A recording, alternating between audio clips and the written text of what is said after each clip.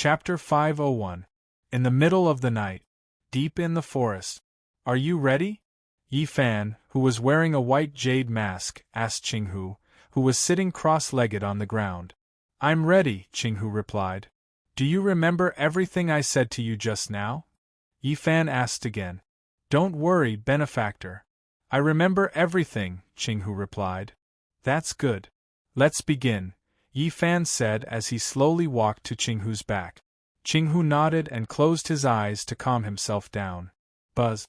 As Qinghu mobilized the spiritual energy in his body, a faint layer of green light enveloped his body. The thin layer of green light emitted a gentle glow. Whoosh! Yi Fan, who was standing behind Qinghu, extended his hand and mobilized the pure spiritual energy in his body, gathering it in his palm. Buzz! Following the overbearing spiritual energy that poured out from Yi Fan's palm, a glowing white ball of spiritual energy that was intertwined with 5 different colors instantly took shape. The ball of spiritual energy was 3 inches in size. It shone brilliantly as it hovered above Yi Fan's palm and slowly rotated. Whoosh! After the spiritual energy took shape, Yi Fan flipped his palm and pressed the 5-colored ball of spiritual energy against Qinghu's Baihui acupoint. Then, he slowly pushed it in.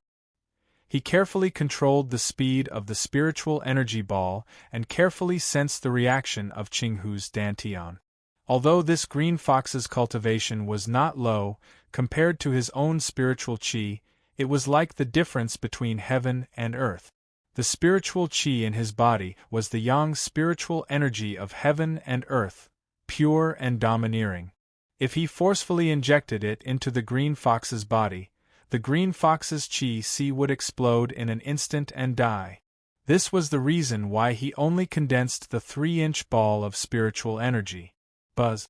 Less than half an inch into Qinghu's Baihui acupoint, the green light that enveloped Qinghu's body instantly brightened and expanded to 3 feet away, forming a dazzling green ball of light.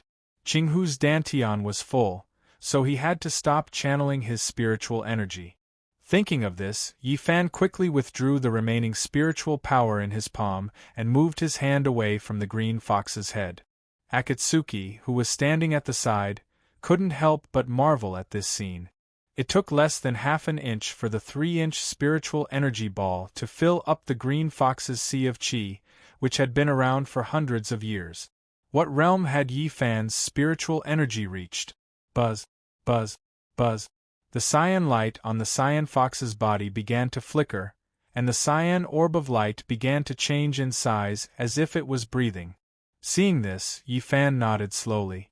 If his guess was correct, the green fox had begun to communicate with the koi in the heavenly lake 100 miles away. Phew! He let out a long sigh. He had no choice but to ask Qinghu to gather information about the divine cauldron for him. If he were to encounter such a situation again, he really did not know what to do.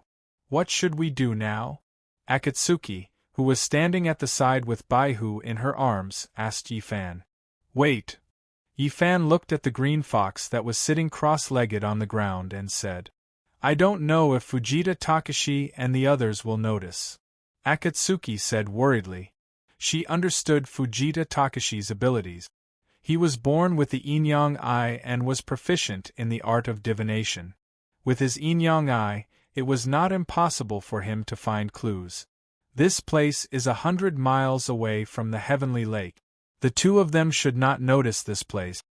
Yi Fan said to Akatsuki, I'm not worried about the green fox, but the koi in the heavenly lake. Akatsuki said, You don't know, but Fujita Takashi was born with the yin-yang eye and can see ghosts and gods. He is also proficient in the art of divination. If he discovers the koi, when Yi Fan heard this, his eyes widened and his expression changed. Akatsuki's words reminded him of something. Her worries were not unfounded. He had only considered the danger of the green fox and had forgotten about the koi in the heavenly lake. If the koi was discovered by Fujita Takashi and the man in blue, the consequences would be unimaginable. With the man in blue's swordsmanship and Fujita Takashi's art of divination, it was not impossible for them to subdue the koi. If they found out about the situation here from the koi, all his efforts would be in vain. When he thought of this, Yi Fan secretly cursed himself for being so foolish. If it were not for Akatsuki's reminder, he would have ruined everything. You and Xiao Zhao stay here and protect the green fox. I'll go to the heavenly lake now. Yi Fan said to Akatsuki. You're going to the heavenly lake? Akatsuki asked in surprise. Remember, you must protect the green fox, Yi Fan said. If the green fox comes back to her senses, light a bonfire. When I see the bonfire, I'll come back immediately. As Yi Fan said this, he immediately activated the spiritual power in his body and performed his ultimate movement skill. Hey! Akatsuki was just about to remind Yi Fan to be careful of Fujita Takashi when Yi Fan suddenly disappeared. What an impatient guy! Akatsuki mumbled. Then, she carried Baihu and sat down under the tree. High up in the sky, Yi Fan, who was dressed in white robes, unleashed the cloud summoning technique. He pushed the auspicious cloud under his feet to its limit and charged towards the heavenly lake that was 100 miles away at lightning speed.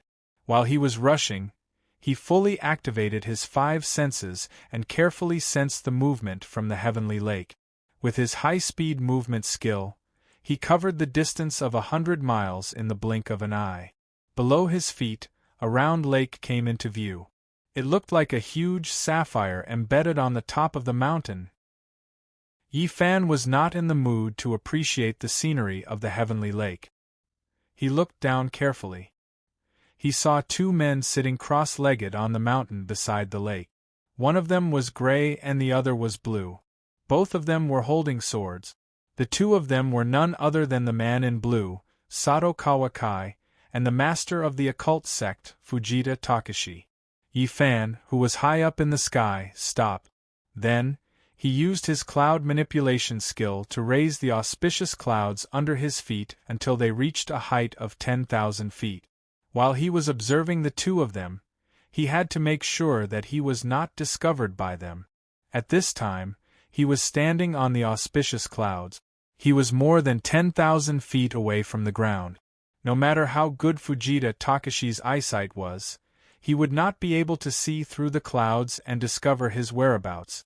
Judging from their expressions, they didn't notice anything strange. Even so, Yi Fan did not dare to be careless. Before Akatsuki sent out the bonfire signal, he had to stay here carefully. Yi Fan, who was on the auspicious clouds, held his breath and listened carefully to the 2 of them. Fujita bro, how long do we have to stay here? On the bluestone, Sato Kawara, who was dressed in blue, asked Fujita Takashi. I've already informed the Shadow Ninja to report back to Mr. Matsumoto. I believe there will be news soon, Fujita Takashi, who was meditating with his eyes closed, said calmly to the man in blue. We've been here for 7 days. Why hasn't there been any news yet? Sato Kawara said impatiently. Did the Shadow Ninja ride back on a turtle? Such important news would not be sent by pigeon. They would have to report it personally. Fujita Takashi, who was meditating with his eyes closed, said, This place is thousands of miles away from the East Sea. How could they be so fast? It's so boring for 2 grown men to guard such a godforsaken lake, Sato Kawara said as he took out a cowhide wineskin from his arms and took a big gulp. Be patient, Fujita Takashi said. The Shadow Ninja who went to report should have left the East Sea by now. They're on their way here. We'll receive the news in 5 or 6 days. 5 or 6 days. Idiot. Sato Kawara was furious when he heard that. Be content, Sato Kawara. Fujita Takashi opened his eyes and said to the resentful Sato Kawara, The place we came to this time is not bad. The scenery is good and the air is fresh. It's much better than the flaming dragon town that Onijiro and Bamu Chongqing went to. I heard that there are thousands of miles of yellow sand there. It's hot and humid and monsters are rampant there. It's no different from hell on earth. It's still better than sitting here, Sato Kawara said as he took another big gulp of wine. I heard that although it's full of yellow sand, it's a place where merchants from all over the world gather and trade. There must be many exotic beauties there.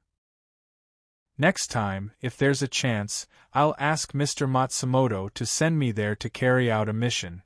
By then, with beauties by my side and good wine in hand, at the mention of beauties, an obscene smile immediately appeared on Sato Kawara's face. You wish, Fujita Takashi turned his head and glanced at Sato Kawara. Onijiro and Bamu Chongqing traveled thousands of miles, but they came back empty-handed. I heard that Onijiro's arm was even burned by the fire snake. Onijiro? You all say that this gigolo is powerful, but I think he's just a fool, Sato Kawara sneered. The yang qi in the desert is burning all year round. He practices the art of extreme yin. He knows that it's against his own yin qi, but he still went there. He's lucky that he didn't get bitten to death by the fire snake. Although Sato Kawara was addicted to wine and women, he was not inferior to other masters in terms of talent and cultivation. Don't underestimate him. Among the dozen of us, he's considered a first-class master, Fujita Takashi said. Fujita Tsuyoshi said, don't be fooled by his usual smiling face. When it comes to fighting, he's no slouch. I heard that Japan's Tatsuma Kazuo died at his hands. He didn't even last 3 moves. Tama Kazuo? Sato Kawara, who reeked of alcohol, turned his head and looked at Fujita Takashi. He frowned and asked, the Tower of Death, Tama Kazuo? That's him, Fujita Takashi replied. I heard about his death, but I didn't know that he was killed by Onijiro. Sato Kawara. Takashi frowned and asked Fujita Takashi, how do you know that the murderer is Onijiro? I was the Emperor's personal guard at that time. Naturally, I know things that ordinary people don't know, Fujita Takashi said. Don't say that I didn't warn you. You have to be extra careful when dealing with him. Don't have any direct conflict with him. Otherwise, it won't do you any good. I'd really like to see it for myself, Sato Kawara Takashi said as he took a sip of wine. I know that Sato Kawara Takashi is powerful, but don't forget that we're all working for Mr. Matsumoto now. As the saying goes, the less trouble the better. You'd better not provoke him, Fujita Takashi said to Sato Kawara Takashi. Chapter 502. There's something wrong with him? Fujita Tsuyoshi turned his head and looked at Akira Sato with a puzzled expression. What's wrong with him? Why, don't you see it? Akira Sato asked Fujita Tsuyoshi with a smile. See what? Fujita Tsuyoshi asked.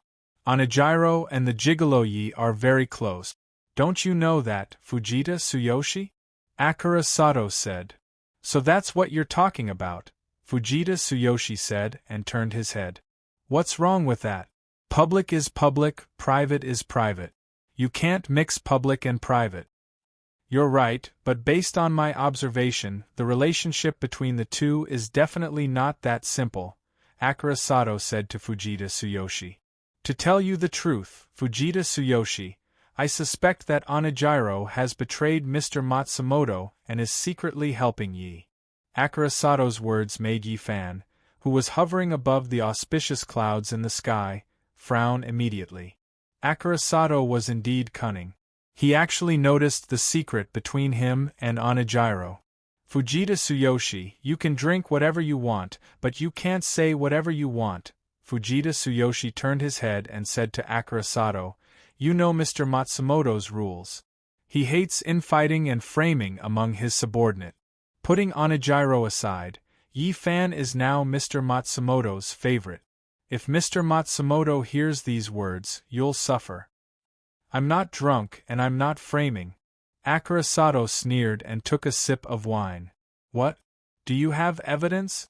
Fujita Tsuyoshi asked Akira Sato. If I had evidence, do you think I would still be drinking here? Akira Sato lowered his head and smiled bitterly. Since you don't have evidence, don't say such nonsense in the future. Fujita Tsuyoshi turned his head and said. Fujita Tsuyoshi, you don't believe me? Akira Sato asked. It's not that I don't believe you, but I'm not interested in this matter. Fujita Tsuyoshi said to Akira Sato, Fujita Tsuyoshi, listen to my advice. Don't care about these miscellaneous things. We just need to complete the task. Don't get involved in other things. Fujita bro, you and I both know that Mr. Matsumoto is just using Mr. Yi now. Based on Mr. Matsumoto's style, he will definitely kill Mr. Yi in the future to get rid of future troubles. Both sides know this, Sato Kawaki said to Fujita Tsuyoshi. No matter how stupid Mr. Kimi is, he must know this. If so, why is he still so close to Yi-fan? Don't you? Ijiro Tsuyoshi? If the two sides really fight in the future, who do you think Anamuki-lang will help? Mr. Yi? Fujita Tsuyoshi frowned slightly and did not speak. As far as I know, Onijiro went to find Yi after he came back from the desert. The next day, Yi and Akatsuki appeared in Flaming Dragon Town, Sato Tsuyoshi said, and turned to look at Fujita Tsuyoshi. Doesn't this explain the problem? Yi-fan, who was above the auspicious clouds, was shocked when he heard Sato Tsuyoshi's words. Only Onijiro, Bamuchangqing, and Akatsuki knew that he and Akatsuki went to Flaming Dragon Town. No one else knew about it. How did Sato Tsuyoshi know about it? What else did he know? Is that true? Is that true? Fujita Tsuyoshi turned to look at Sato Tsuyoshi and asked in surprise. Obviously, he was also shocked by Sato Tsuyoshi's words. Do you think I would say such things? Sato Tsuyoshi sneered. Is the news reliable? Fujita Tsuyoshi frowned and asked Sato Tsuyoshi. If what Sato Tsuyoshi said was true, then things were not as simple as they seemed.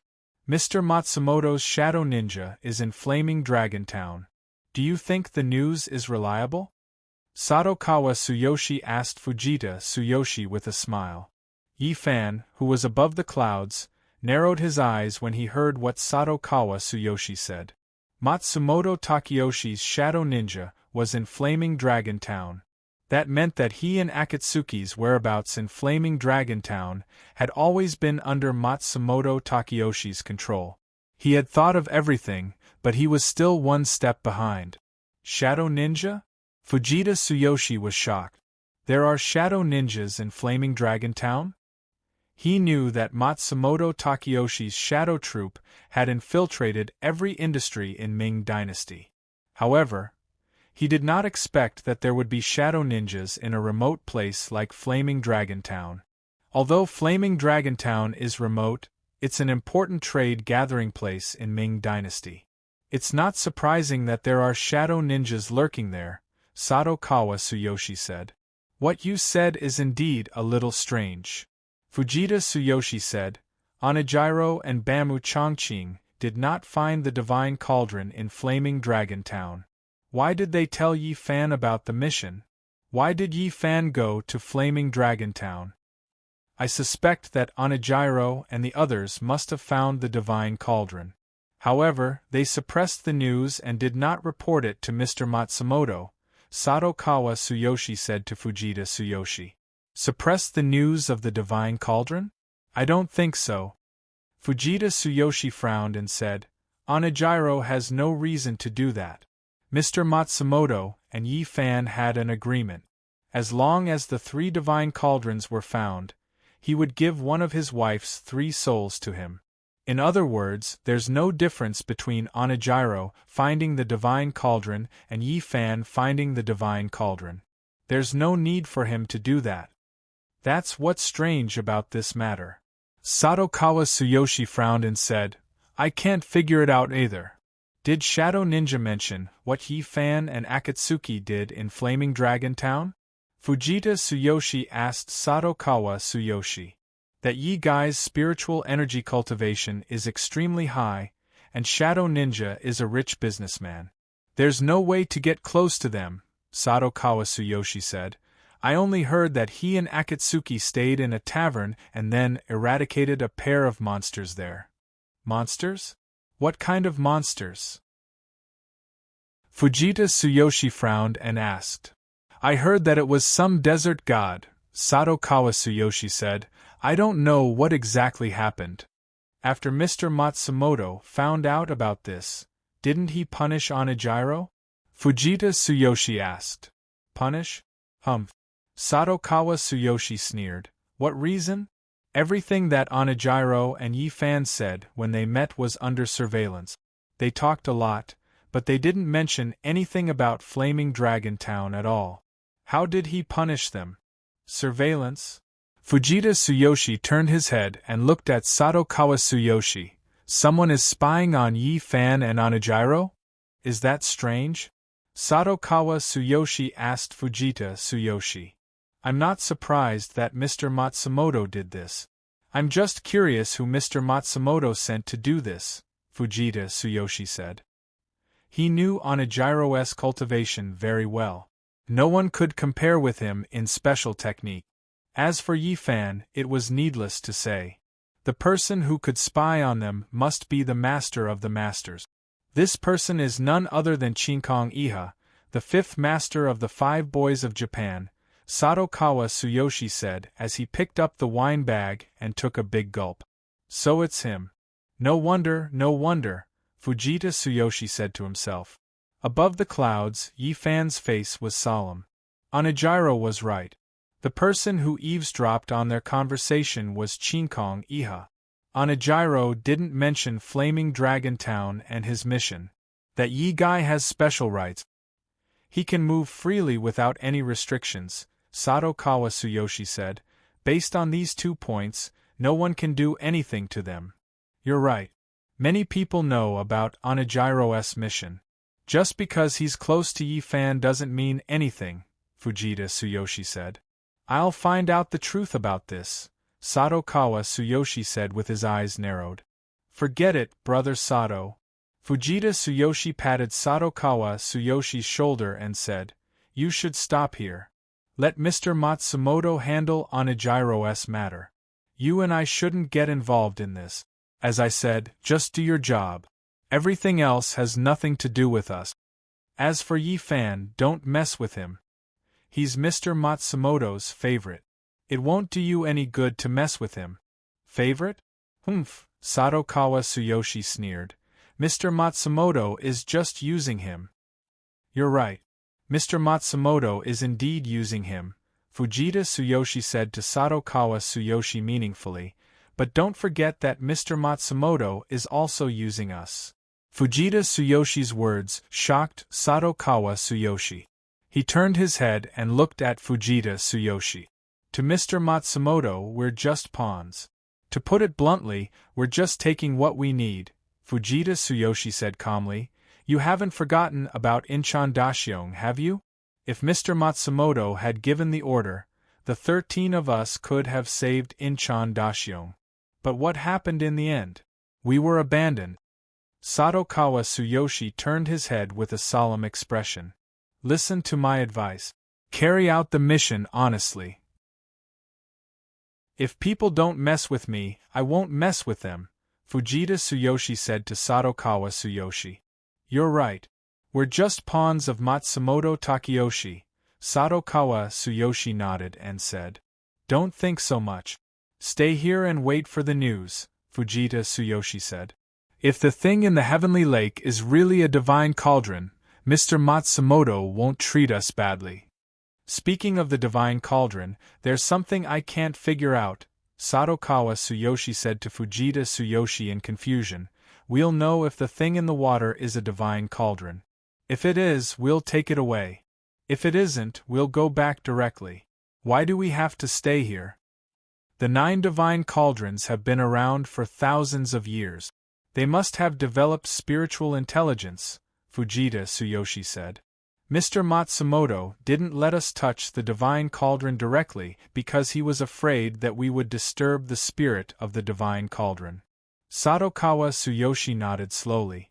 It was already late at night. The 2 of them stopped talking after a few more words.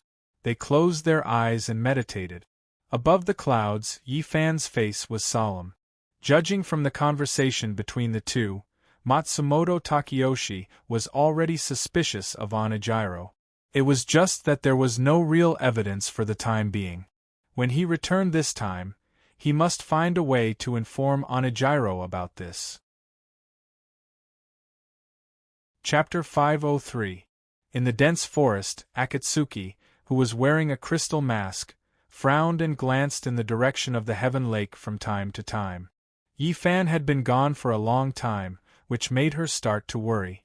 Did Fujita Takashi and Sato Kawakai find Yi-fan? Was Yi-fan fighting with the two of them now? The two of them had high cultivation. If they fought with Yi-fan, would Yi-fan be in danger? Akatsuki began to think about it. That was how people were. The more worried they were about someone, the worse they would think. At this time, Qinghu had come to his senses and stood aside, waiting for Yi-fan quietly. What happened? Why hasn't he come back yet? Akatsuki, who was standing under the tree, said to herself anxiously. Miss Yu, don't worry. Our Savior's cultivation is incredible. He will be fine. Seeing that Akatsuki was worried about Yi-fan, Qinghu comforted her. He had sensed the cultivation of the two Japanese masters on the Heaven Lake. Although they were both top masters, they were not at the same level as Yi-fan's spiritual qi. Akatsuki looked at Qinghu and nodded slightly. Qinghu was right. On the warship that day, Sato Kawakai, Bamu Chongqing, Green-Eyed Boy, and Kato Nagato could not do anything to Yi-fan. Now, only Sato Kawakai and Fujita Takashi were left. They should not be a threat to Yi-fan. It seemed that she was overthinking. Akatsuki thought to herself. Whoosh! While the two of them were talking, Yi-fan suddenly appeared in front of them. You're finally back. What took you so long? Seeing Yi-fan, Akatsuki was finally relieved. Don't worry. I'm fine.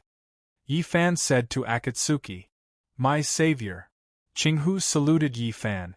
How is it? Did you sense the koi?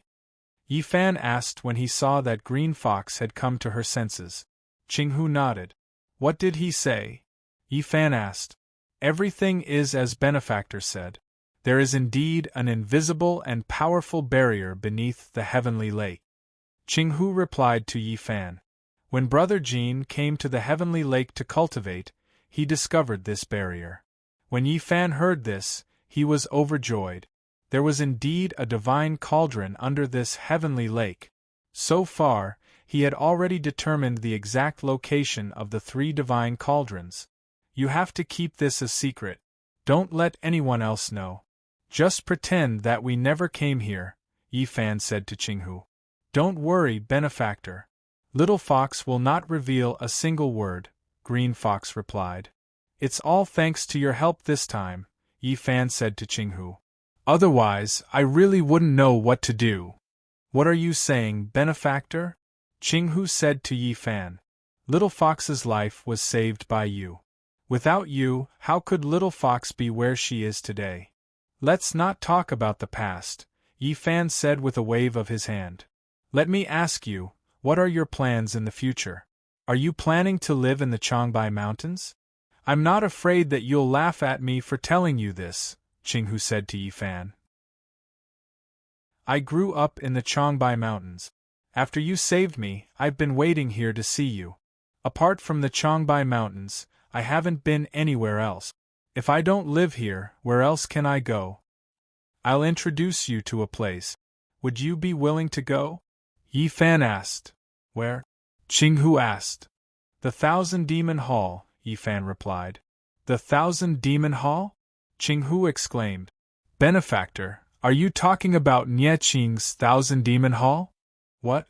Apart from Nie Qing's Thousand Demon Hall, are there any other Thousand Demon Halls? Yi-fan asked with a smile. Benefactor, you can let me join the Thousand Demon Hall? Qinghu couldn't believe Yi-fan's words. You've worshipped my memorial tablet for over 300 years, yet you didn't know that I was best friends with the Hall Master of the Thousand Demon Hall, Nie Qing, and the Tower Master of the Myriad Immortal Tower, Bai Xing? Yi-fan said with a smile. It seemed that Qinghu was indeed as he said. She had been living here ever since she was an ordinary fox and had never left the Changbai Mountains. Otherwise, it would have been impossible for her not to know about this. You were best friends with them? Qinghu exclaimed again. Over the years, she had heard about Eldritch from other spiritual beasts. She had also heard about the Hall Master of the Thousand Demon Hall, Nieqing, and the Tower Master of the Myriad Immortal Tower, Bai Xing. However, she had never thought that the three of them were best friends. How about it? Are you willing to join the Thousand Demon Hall? Yi Fan asked with a smile. I'm willing, of course I'm willing. Qinghu cupped her hands and said excitedly to Yi Fan. For a demon, being able to join the Thousand Demon Hall was simply a great blessing. Even in her dreams, she had never thought that she would be able to join the Thousand Demon Hall and become Nieqing's disciple one day. Head to the Eastern Ocean continent right now and raise a yellow flag with the words Nieqing written on it. When the time comes, someone from the Thousand Demon Hall will naturally contact you, Yi Fan said to Qinghu. When you meet the people from the Thousand Demon Hall, tell them that I recommended you to Hall Master Nie. They will naturally accept you. The Eastern Ocean continent? Qinghu asked in confusion. The Thousand Demon Hall is in the Eastern Ocean? It's not the Thousand Demon Hall in the Eastern Ocean continent, but Nieqing. Yi Fan said, You're pure and kind, keep your promise, and have a benevolent heart. The Thousand Demon Hall will definitely accept you. But benefactor, Qinghu asked Yi Fan, will the people from the Thousand Demon Hall believe that you recommended me just based on Qinghu's words? Don't worry about that. You're not the first person I've recommended to them, Yi Fan said to Qinghu. You already have a part of my spiritual power in your body. Hall Master Nie will know once he sees you. Hearing this, Qinghu nodded as if she had suddenly understood. When you see Hall Master Nie, thank him for me. Tell him that I'm grateful to him and Bai Xing, Yi Fan said to Qinghu. What are you thanking him for? Qinghu asked. You just have to thank him for me. He will naturally understand, Yi Fan said. When he went to the Eastern Ocean continent to look for the soul-gathering evil cauldron, if not for Nieqing and Bai Xing secretly protecting him, he might have been killed by Xie Tian's subordinates and died in the Eastern Ocean continent. Now that he had something important to do and could not meet the two of them, he could only ask Qinghu to express his gratitude to them. I'll remember, Qinghu cupped her hands and said to Yi Fan. There's no time to lose. You should leave now, Yi Fan said to Qinghu. With your current movement technique, you should be able to reach the Eastern Ocean continent before dawn. Benefactor, once I leave, I don't know when I'll be able to see you again. Qinghu cupped her hands and lowered her head. She pleaded with Yi Fan. May I be so bold as to ask Benefactor to remove your mask so that I can see your true appearance? Sure, Yi Fan said as he reached out to take off the white jade mask on his face. Qinghu looked up at Yi Fan and saw that Yi Fan's face was like the autumn moon and his eyes were like cold stars. His hair was as black as ink and his temples were as sharp as a knife. With his long silver hair, he looked like a true immortal from the heaven realm. I'll remember your appearance, Benefactor. Qinghu cupped her hands and said to Yi Fan, Benefactor, Sister Xiao Zhao, take care. I'll take my leave. Be careful on the way, Yi Fan said. If there's a chance, I'll go to the Eastern Ocean continent to see you. Qinghu nodded and bowed deeply to Yi Fan. Then, she used her movement technique and turned into a ray of green light. She soared into the sky and rushed in the direction of the Eastern Ocean continent. Yi Fan stood with his hands behind his back and looked up at Qinghu's departing figure in a daze. He did not know when he would be able to bring his beloved wife back to the Eastern Ocean continent to see his two best friends from his previous life, whom he had never met. Yi Fan thought to himself, what should we do now? Are we going back to the Eastern Ocean? Akatsuki asked as she led Yi Fan to the front. We're not going back to the Eastern Ocean for the time being, Yi Fan said as he put the white jade mask back on. Then, he waved his sleeve and used the cloud riding technique. Whoosh! Clouds and mist immediately swirled under their feet. They slowly floated off the ground and rose into the sky. We're not going back to the Eastern Ocean? Akatsuki, who was on the auspicious clouds, was a little surprised. Let's find a place to settle down first, Yi Fan said to Akatsuki as the auspicious clouds under his feet kept rising. Settle down? Akatsuki asked in confusion. In 5 or 6 days at most, Matsumoto Takayoshi's shadow ninja will arrive at the heavenly lake and give the 2 new orders, Yi Fan said to Akatsuki. I have to know what Matsumoto Takayoshi's next plan is. You want to know the orders that Matsumoto Takayoshi gave to Fujita Tsuyoshi and the others? Akatsuki asked with a frown. Yi Fan nodded. If he guessed correctly, the divine cauldron under the heavenly lake should be the first divine cauldron that Matsumoto Takayoshi found after coming to the great Ming dynasty. Since Matsumoto Takayoshi's real goal was to obtain the inscriptions inside the divine cauldron, he must know that the divine cauldron was protected by a barrier. Qing Qinzi had once told him that other than the yin-yang immortal's power, there was no other way to break the 9 cauldrons barrier. I wonder if Matsumoto Takayoshi knows this. Yi Fan thought in his heart. The only thing he could do now was to wait for the orders from the Shadow Ninja. Didn't you say that you want to find a place to settle down?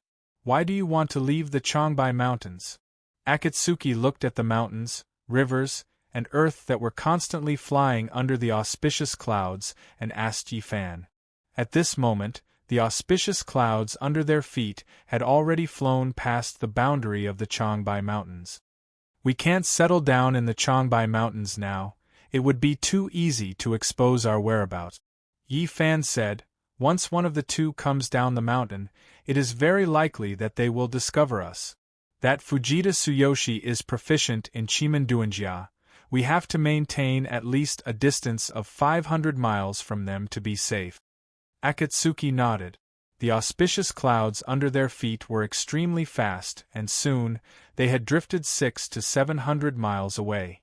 Yi Fan saw that the distance was about right, so he began to put away the auspicious clouds and looked down. Right below the auspicious clouds, a bustling town entered his sight. It was already late at night, and the residents of the town had already gone to sleep. Other than the occasional dog barking, the town was completely silent. This place is not far from the Changbai Mountains, let's settle down here. Yi Fan turned his head and said to Akatsuki. Akatsuki nodded. Chapter 504. On the coast of the East Sea. On the warship, noon. On the surface of the sea, the wind was strong, the waves were surging, and dark clouds were gathering. A storm was coming. Wave after wave of monstrous waves crashed against the sides of the battleship, stirring up thousands of snow-like sprays and making loud noises. In the spacious and simple berth cabin, Matsumoto Takayoshi sat on a futon with a smile on his face. He held an ancient scroll in his hand and quietly read it. Beside him was an exquisite and beautiful iron stove. A pot of fragrant tea was boiling on the stove. The steam was dense, and the fragrance of the tea was overflowing. Although it was already summer, Matsumoto Takayoshi's berth cabin did not remove the stove. This was the East Sea.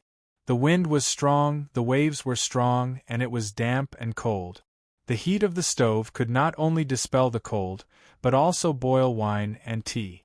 It was very convenient.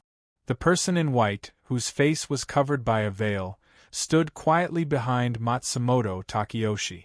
Her eyes were slightly closed, and she did not move. In the spacious cabin, only the sound of the waves and the bubbling of the fragrant tea on the stove could be heard. How long will it take for the Shadow Ninjas to reach the Changbai Mountains from here?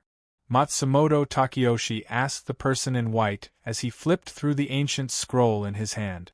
At their speed, it will take at least 5 or 6 days, the person in white replied. Now that the wind and waves are so strong outside, it should be a day or 2 later. What about Yi Fan? Has he returned? Matsumoto Takayoshi continued to ask. He and Akatsuki have left the East Sea for almost 2 days, and they still haven't returned, the person in white replied. Don't tell me they're also at the Changbai Mountains? Matsumoto Takeyoshi smiled. I'm not sure, the person in white replied. The man in white replied, with his current cultivation level and movement technique, it's normal for him to appear anywhere. Tell them to come see me as soon as they return, Matsumoto Takeyoshi said to the person in white. The person in white nodded. Knock, knock, knock. A rhythmic knocking sound came from outside the cabin. Master, State Teacher Xuanji is here. He wants to see you. A ninja's voice came from outside the door. Xuanji. Matsumoto Takeyoshi frowned. What is he doing here? I don't know, the ninja outside the door replied. He said he had something important to report to the Lord. Let him in, Matsumoto Takeyoshi said. Yes, ninja replied. The cabin door was pushed open from the outside, and State Preceptor Xianji strode in. Xuanji greets the Lord. After entering the door, Xuanji didn't even have time to take off his raincoat. He immediately knelt down on one knee and bowed his head to Matsumoto Takeyoshi. What are you doing here instead of staying in the imperial court to watch over the great Ming Emperor? Matsumoto Takeyoshi didn't even look at Xuanji as he flipped through the ancient book in his hand. Matsumoto Takeyoshi had always hated people like Xuanji who betrayed their master for glory. However, he greatly admired people like Yi Fan who were unruly. If it weren't for the fact that Xuanji was still useful to him, he would have gotten rid of him long ago. Master, something has happened, Xuanji said with a serious expression. What happened? Matsumoto Takeyoshi continued reading. Tubo, Mongolia, Rakshasa, and Goryeo. 4 countries have sent their troops to the border of the Great Ming Dynasty. They are now at the gates, Xuanji said with a frown. What? Xuanji's words shocked Matsumoto Takeyoshi, who was reading a book. 4 countries' soldiers? He couldn't believe Xuanji's words. Yes, Xuanji replied with his head lowered. What's going on? Matsumoto Takeyoshi asked with a frown as he slammed the ancient book in his hand onto the wooden table in front of him. This subordinate doesn't know, Xuanji stammered, frightened by Matsumoto Takeyoshi's actions. You don't know? Matsumoto Takeyoshi's face was filled with anger. You are the state teacher of a country, and you have the emperor of the Great Ming Dynasty under house arrest. Now that 4 countries are at the gates, eyeing your city covetously, you actually don't know the reason? Trash. Master, please calm down, Xuanji hurriedly said to Matsumoto Takeyoshi. This is indeed too sudden. Originally, the Great Ming Dynasty and the other countries minded their own business and coexisted peacefully. But overnight, the 4 countries seemed to have discussed it in advance and sent out all their troops. I don't know why. Matsumoto Takeyoshi frowned and looked straight at Xuanji, his eyes cold. Xuanji trembled and lowered his head in silence. When did this happen? Matsumoto Takeyoshi asked coldly. I received the news yesterday, Xuanji raised his head and replied. This matter is of great importance. As soon as this subordinate received the news, this subordinate immediately rushed here to inform Master and ask Master to make a decision. Besides you, who else knows about this matter? Matsumoto Takeyoshi asked. Right now, only Lord Zhou and this subordinate know about this matter. The rest of the court is still unaware, Xuanji replied. Matsumoto Takeyoshi's expression was solemn and he did not say a word. Just as Xuanji had said, this matter had come too suddenly and caught him off guard. As the saying goes, when the city gate catches fire, the fish in the moat will also suffer. On the surface, it seemed that the 4 countries' troops had nothing to do with him, but in reality, it directly affected his plan to find the cauldron in the Great Ming Dynasty. Once the 5 countries started fighting, the Great Ming Dynasty's current strength was no match for the 4 countries. Not to mention other things, just the Mongolian cavalry and Rakshasa soldiers were enough to make the Great Ming Dynasty face enemies from both sides. Now that Tubo and Goryeo were also involved, the great Ming dynasty could be said to be in a precarious situation, surrounded on all sides by enemies. If the great Ming dynasty was divided up by the four countries, then his influence in the court would vanish in an instant and cease to exist. At that time, war would break out everywhere, and the shadow troops and trusted informants in the great Ming dynasty would be affected by the war. Without the support of the court and the shadow troops, he would be like an eagle with broken wings and a tiger without claws and fangs. How could he talk about finding the 9 cauldrons? Matsumoto Takayoshi's expression became more and more unsightly. Right now, he had to think of a way to stop this war from happening. Otherwise, his 10-odd years of careful planning would all go to waste. What's the movement of the 4 countries now? Matsumoto Takayoshi asked Xuanji. Have they crossed the border? The 4 countries are currently stationing their troops at the border and preparing their horses. They haven't crossed the border yet, Xuanji replied.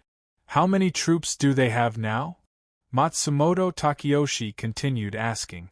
According to the reports of our spies, there are 300,000 Mongolian cavalry, 300,000 Rakshasa soldiers, and 50,000 Goryeo and Tubo soldiers each. In total, there are 700,000 troops, Xuanji replied. 700,000 troops, this was a number that could not be underestimated. How many troops does the court have now? Matsumoto Takayoshi asked. Regular troops, garrison troops, and the imperial guards of the capital, there are about 1.5 million of them, Xuanji replied. Matsumoto Takayoshi frowned after hearing this. If a normal person heard the comparison of the military strength of the 2 sides, they would definitely not care and would not care. 1.5 million against 700,000, they would definitely win. However, this thinking was too naive. The great Ming dynasty did have an absolute advantage in terms of military strength, but if a war really broke out, they would not be able to mobilize so many troops. One must know that the great Ming dynasty's territory was vast and they had many people.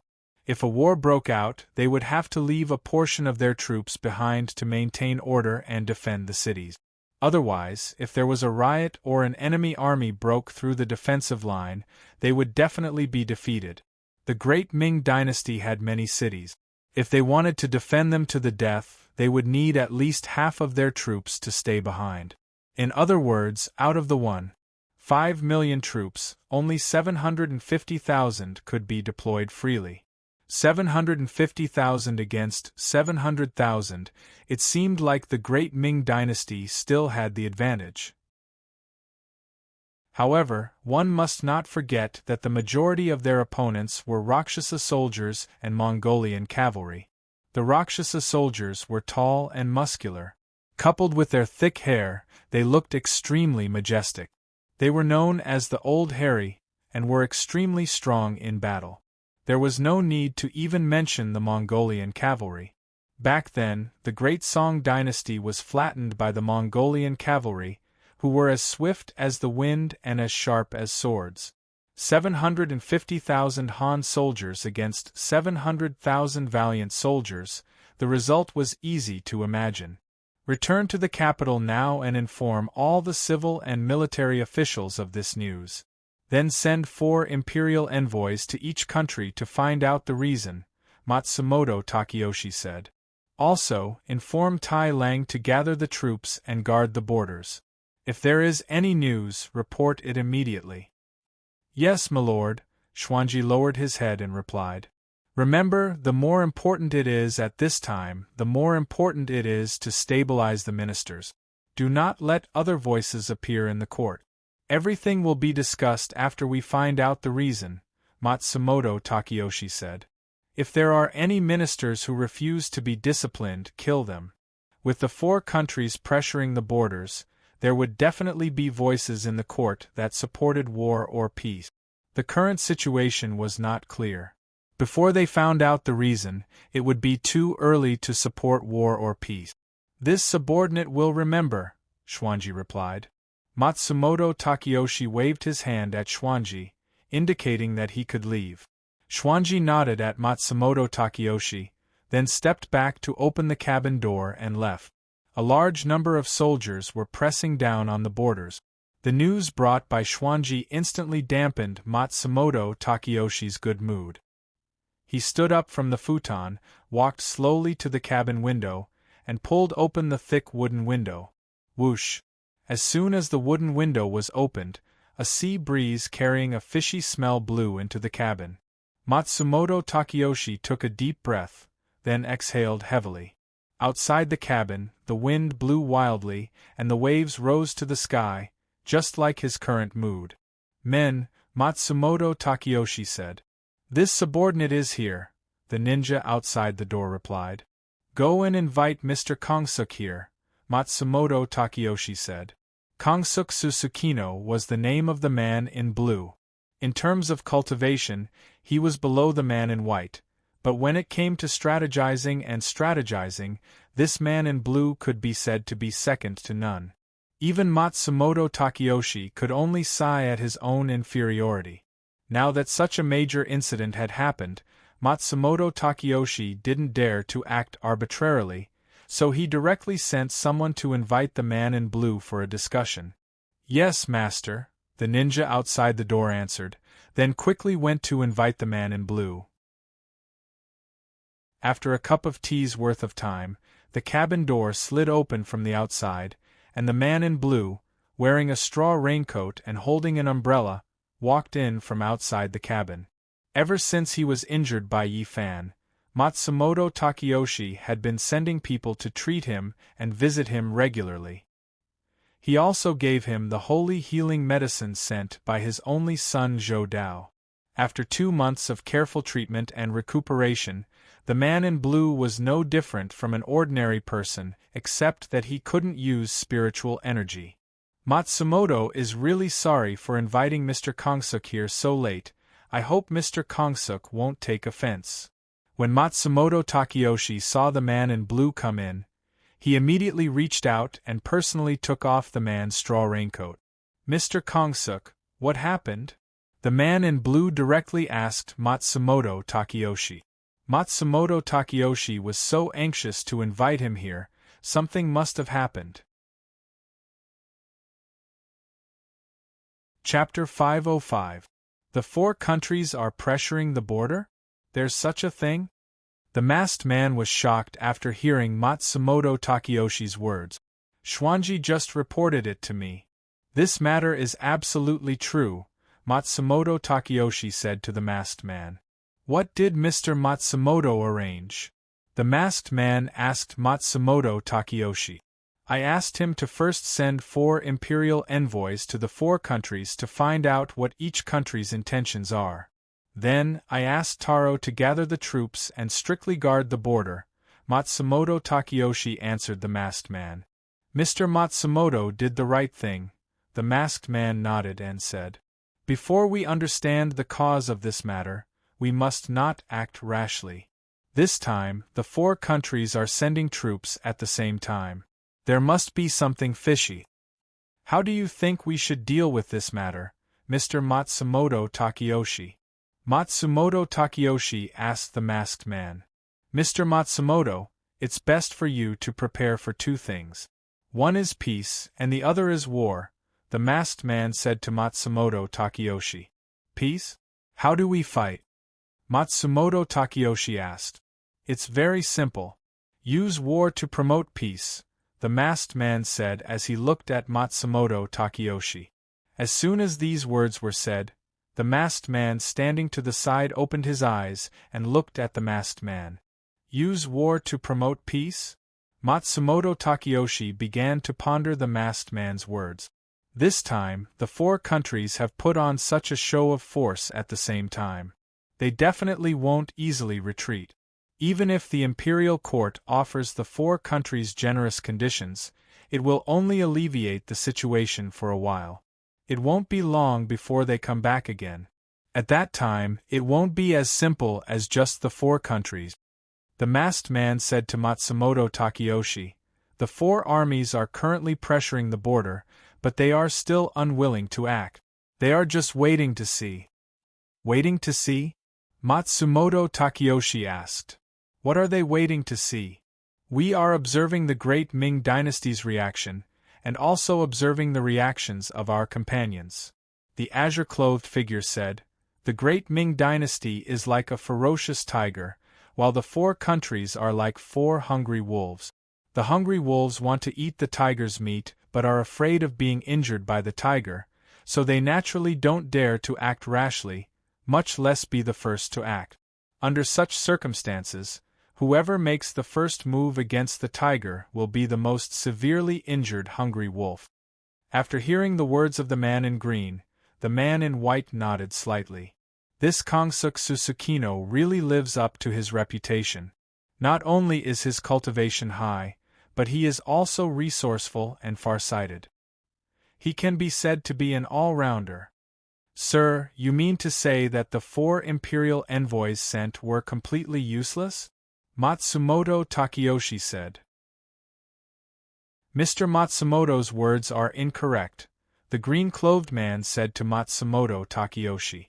"These 4 imperial envoys can, first of all, find out why the 4 countries are fighting against the court. Second, they can buy time for the court's army to gather. How can you say they are useless? According to what Sir says, this battle is definitely going to be fought?" Matsumoto Takeyoshi asked as he picked up the teapot on the stove and poured a cup of tea for the green-clothed man.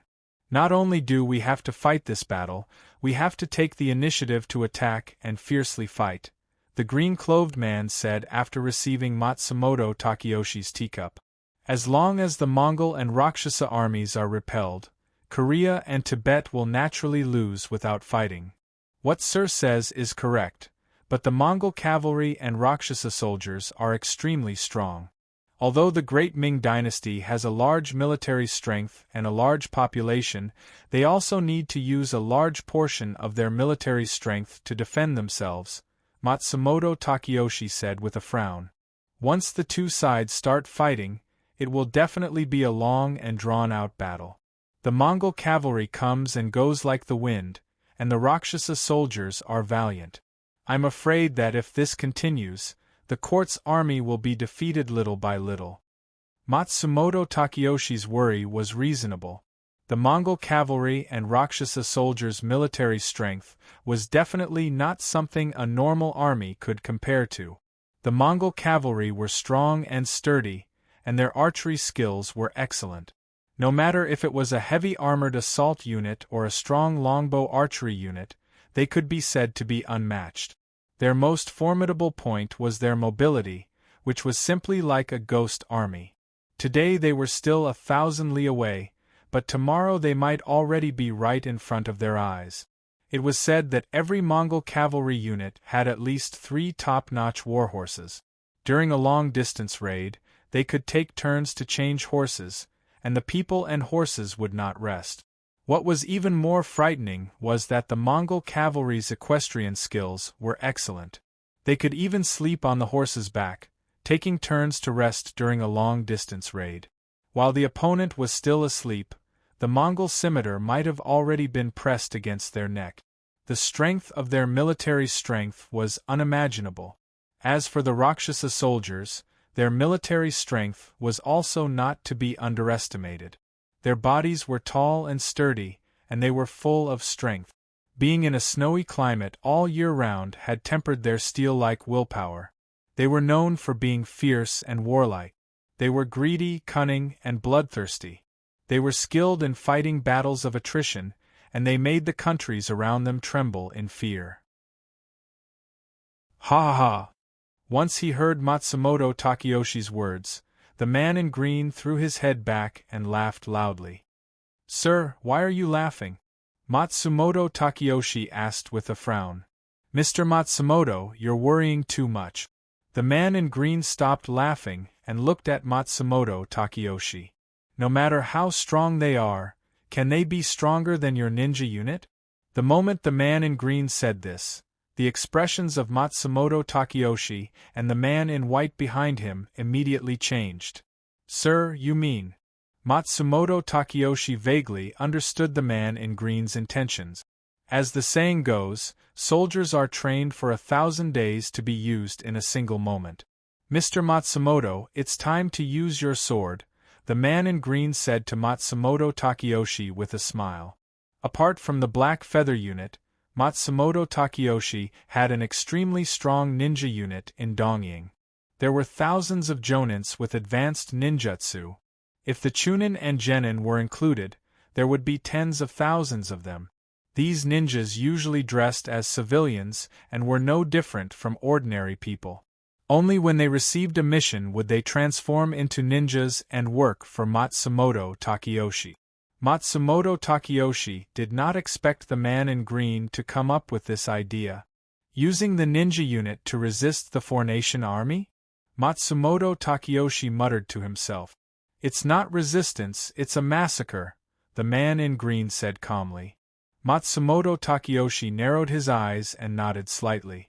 Your son is currently holding an important position in the Imperial Court's Ministry of War and is also a general. He has hundreds of thousands of troops in his hands. Once the two sides start fighting, sir, you can let your son be the commander and lead the troops directly to the border. The man in green then said to Matsumoto Takeyoshi, the tens of thousands of ninjas can disguise themselves as your son's vanguard and assassinate the enemy's generals first.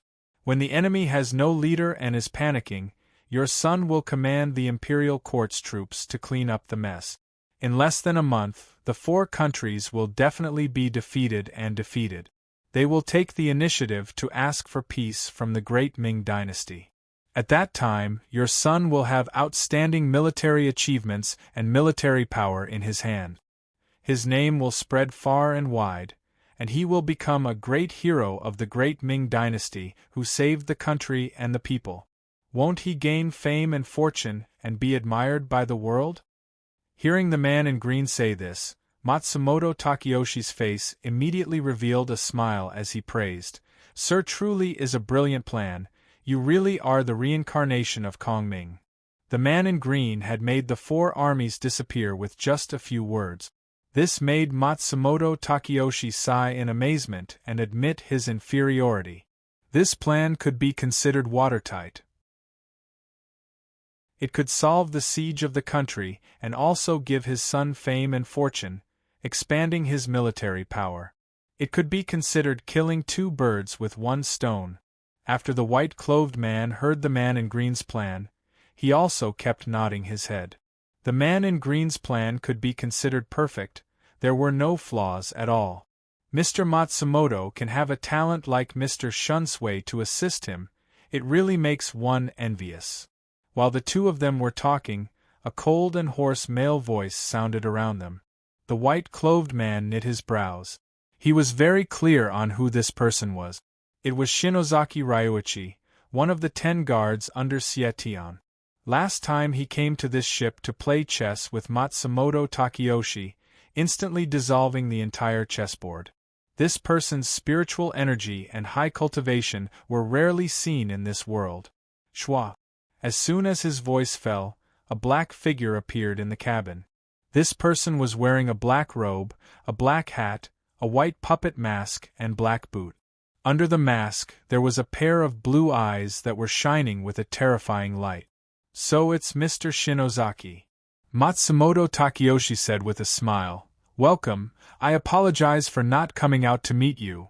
Mr. Matsumoto is too polite. Kurosaki Ryuichi, who was wearing a mask, stared at Matsumoto Takeyoshi with a pair of blue eyes. He laughed in a hoarse voice. I couldn't forget Mr. Matsumoto's tea the last time I drank it, so I'm here to ask for another cup. Ha ha ha! Matsumoto Takeyoshi loudly laughed. Mr. Shinozaki really came at the right time, my tea was just finished. But this time I have to tell you something. Mr. Shinozaki can drink tea, but don't ruin my things like last time. Shinozaki Ryuichi laughed with a hoarse voice. Next time, I'll bring a chessboard for Mr. Matsumoto. Consider it my compensation to Mr. Matsumoto.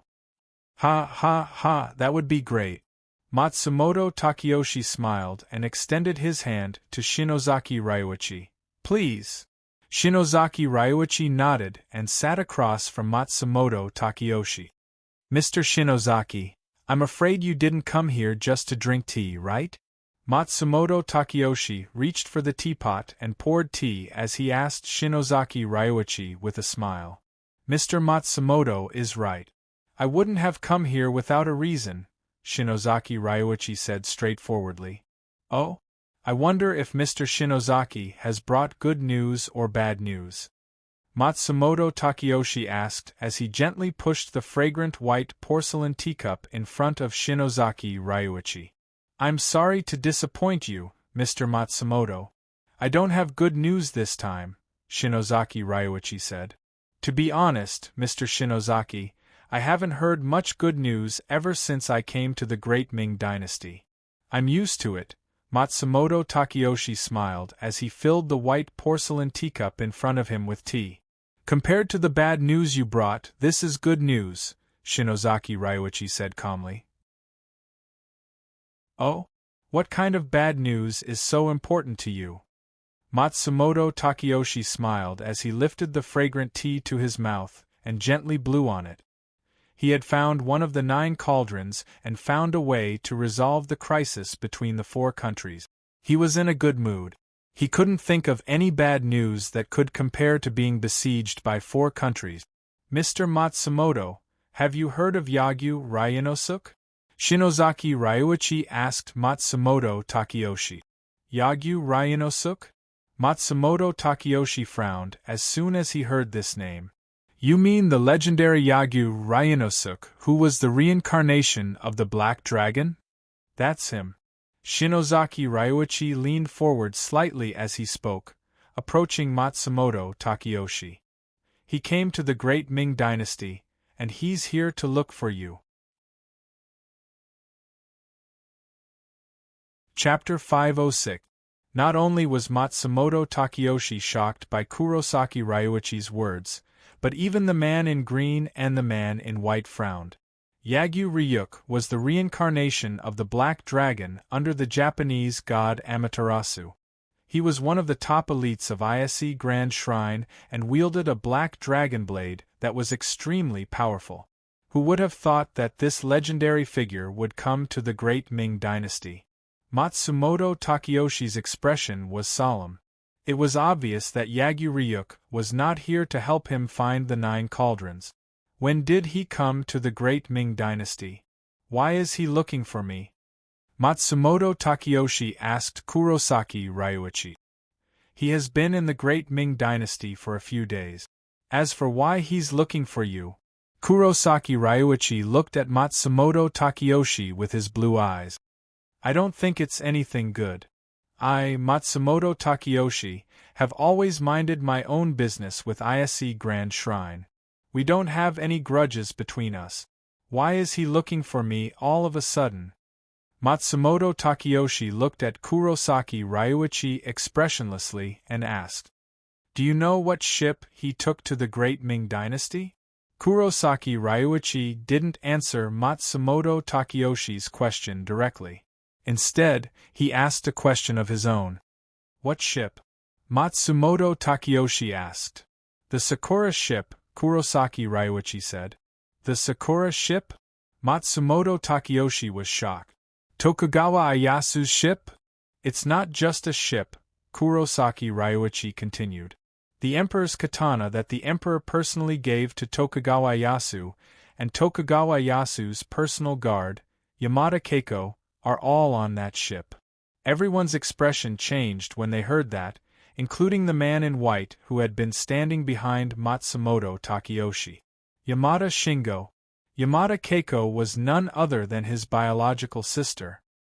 His sister had come to the Great Ming Dynasty and was with Yagyu Ryuk. The man in white thought with a frown. Matsumoto Takeyoshi furrowed his brows and remained silent. Matsumoto Takeyoshi thought that Tokugawa Ieyasu had already found out the true purpose of his visit to the Great Ming Dynasty from Yagyu Ryonosuke of Ise Grand Shrine. This time, Yagyu Ryonosuke rode on Tokugawa Ieyasu's Sakura and carried Tokugawa Ieyasu's saber bestowed by the Emperor. His purpose was to bring him back to Japan as the shogun's emissary and put him on trial. Otherwise, Yagyu Ryusuke would kill him with the sword given to him by Tokugawa Ieyasu for disobeying the order. Matsumoto Takeyoshi narrowed his eyes as he thought of this. He didn't expect that the Ise Grand Shrine, which had always been a loner, would participate in this matter and even join hands with Tokugawa Ieyasu to deal with him. The news that Mr. Shinozaki brought is indeed bad news, Matsumoto Takeyoshi said expressionlessly as he picked up the fragrant tea on the table and took a sip. Seeing Matsumoto Takeyoshi's calm expression, Ryuichi Shinozaki immediately asked, "Why?" "Mr. Matsumoto, do you already have a plan to deal with the enemy? To be honest with you, Mr. Shinozaki, if you had told me this a few months ago, I might have been a little worried. But now—" Matsumoto Takeyoshi smiled as he put the teacup in his hand on the wooden table. "Yagyu Ryunosuke can't do anything to me, Matsumoto Takeyoshi. As for that Tokugawa Ieyasu, I don't care about him at all." "What do you mean, Mr. Matsumoto?"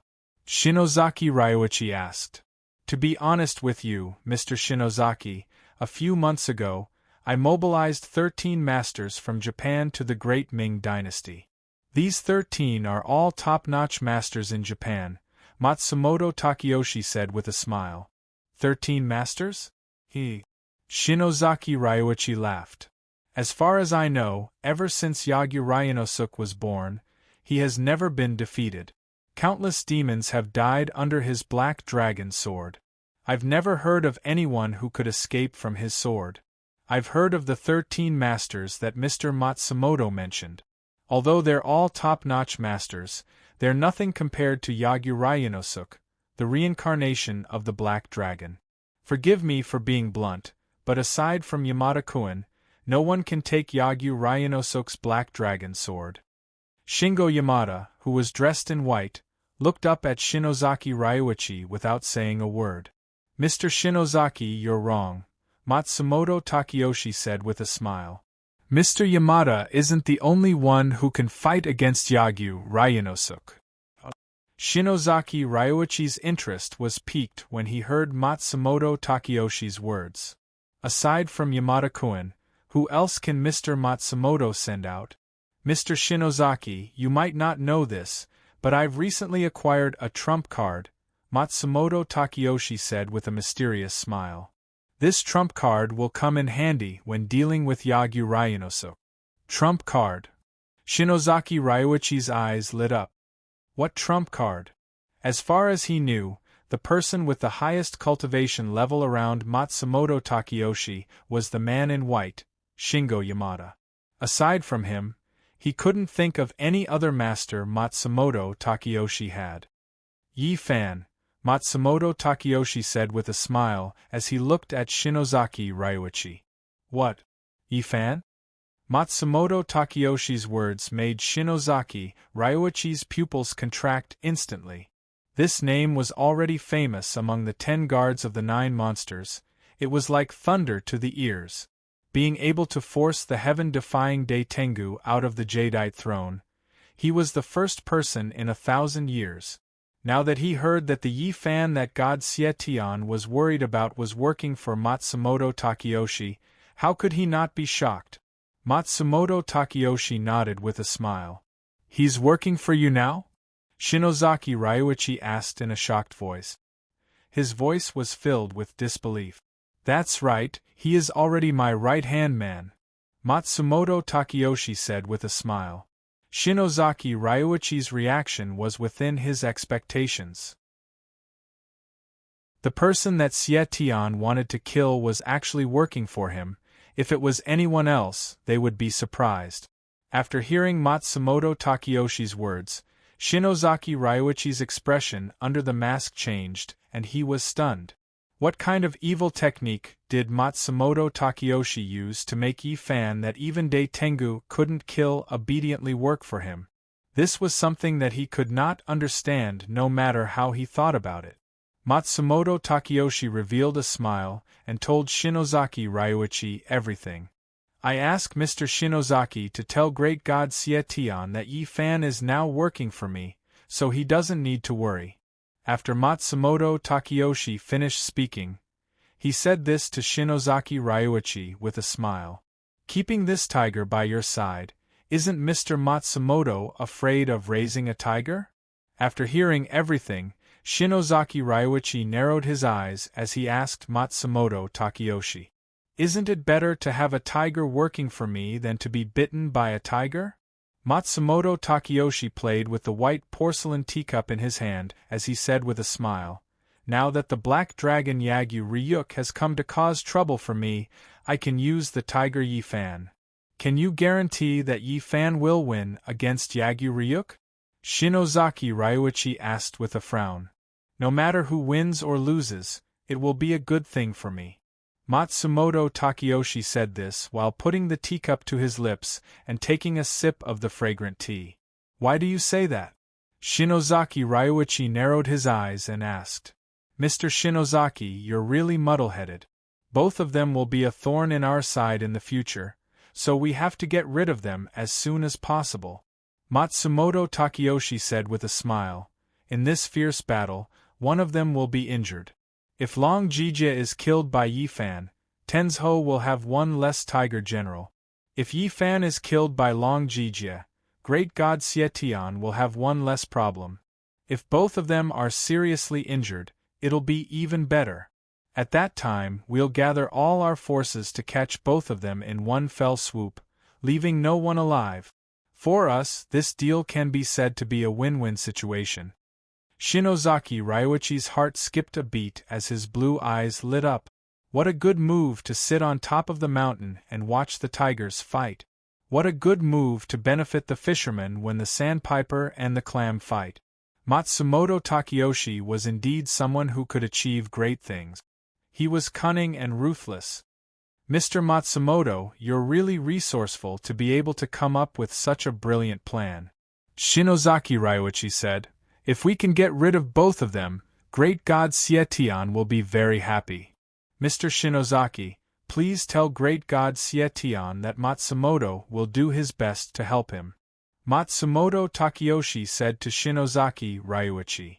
Mr. Matsumoto, don't worry. I'll pass on your message. Shinozaki Ryuichi replied. Then I'll have to trouble you, Mr. Shinozaki. Matsumoto Takeyoshi said as he raised his teacup, I'll replace wine with tea and give you a toast. He finished the cup in one gulp. Shinozaki Ryuichi smiled and raised his teacup as well.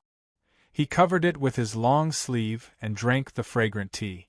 I have another piece of good news for you, Mr. Shinozaki. Matsumoto Takeyoshi put down the white porcelain cup in his hand and said to Shinozaki Ryuichi, I've found one of the 9 cauldrons. Mr. Matsumoto has found one of the cauldrons? Shinozaki Ryuichi's voice was filled with surprise. Since ancient times, there had been tens of thousands of people searching for the 9 cauldrons in order to conquer the world. However, in the end, there was no news of them. Today, Matsumoto Takeyoshi had found one of the 9 cauldrons in less than a year. This greatly surprised Shinozaki Ryuichi. Matsumoto Takeyoshi smiled and nodded. This is really good news. Shinozaki Ryuichi put down the teacup in his hand and said, In time, Mr. Matsumoto will definitely gather all 9 cauldrons and rule the world. Ha ha ha. Matsumoto Takeyoshi looked up to the sky and laughed. I'll take advantage of Mr. Shinozaki's auspicious words. Since it's like this, I'll immediately return to Japan and report this to great god Sietian.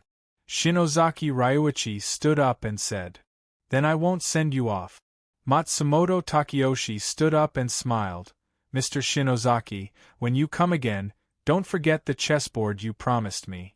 Also, I hope that Mr. Shinozaki will bring good news next time. Ha ha ha. Of course, of course.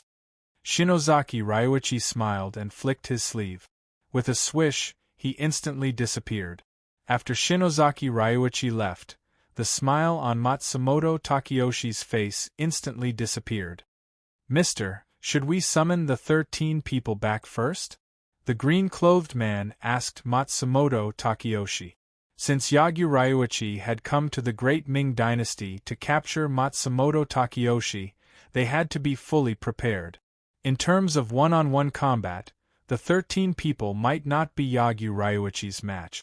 However, if the 13 people attacked together, Ryuichi would have to think twice.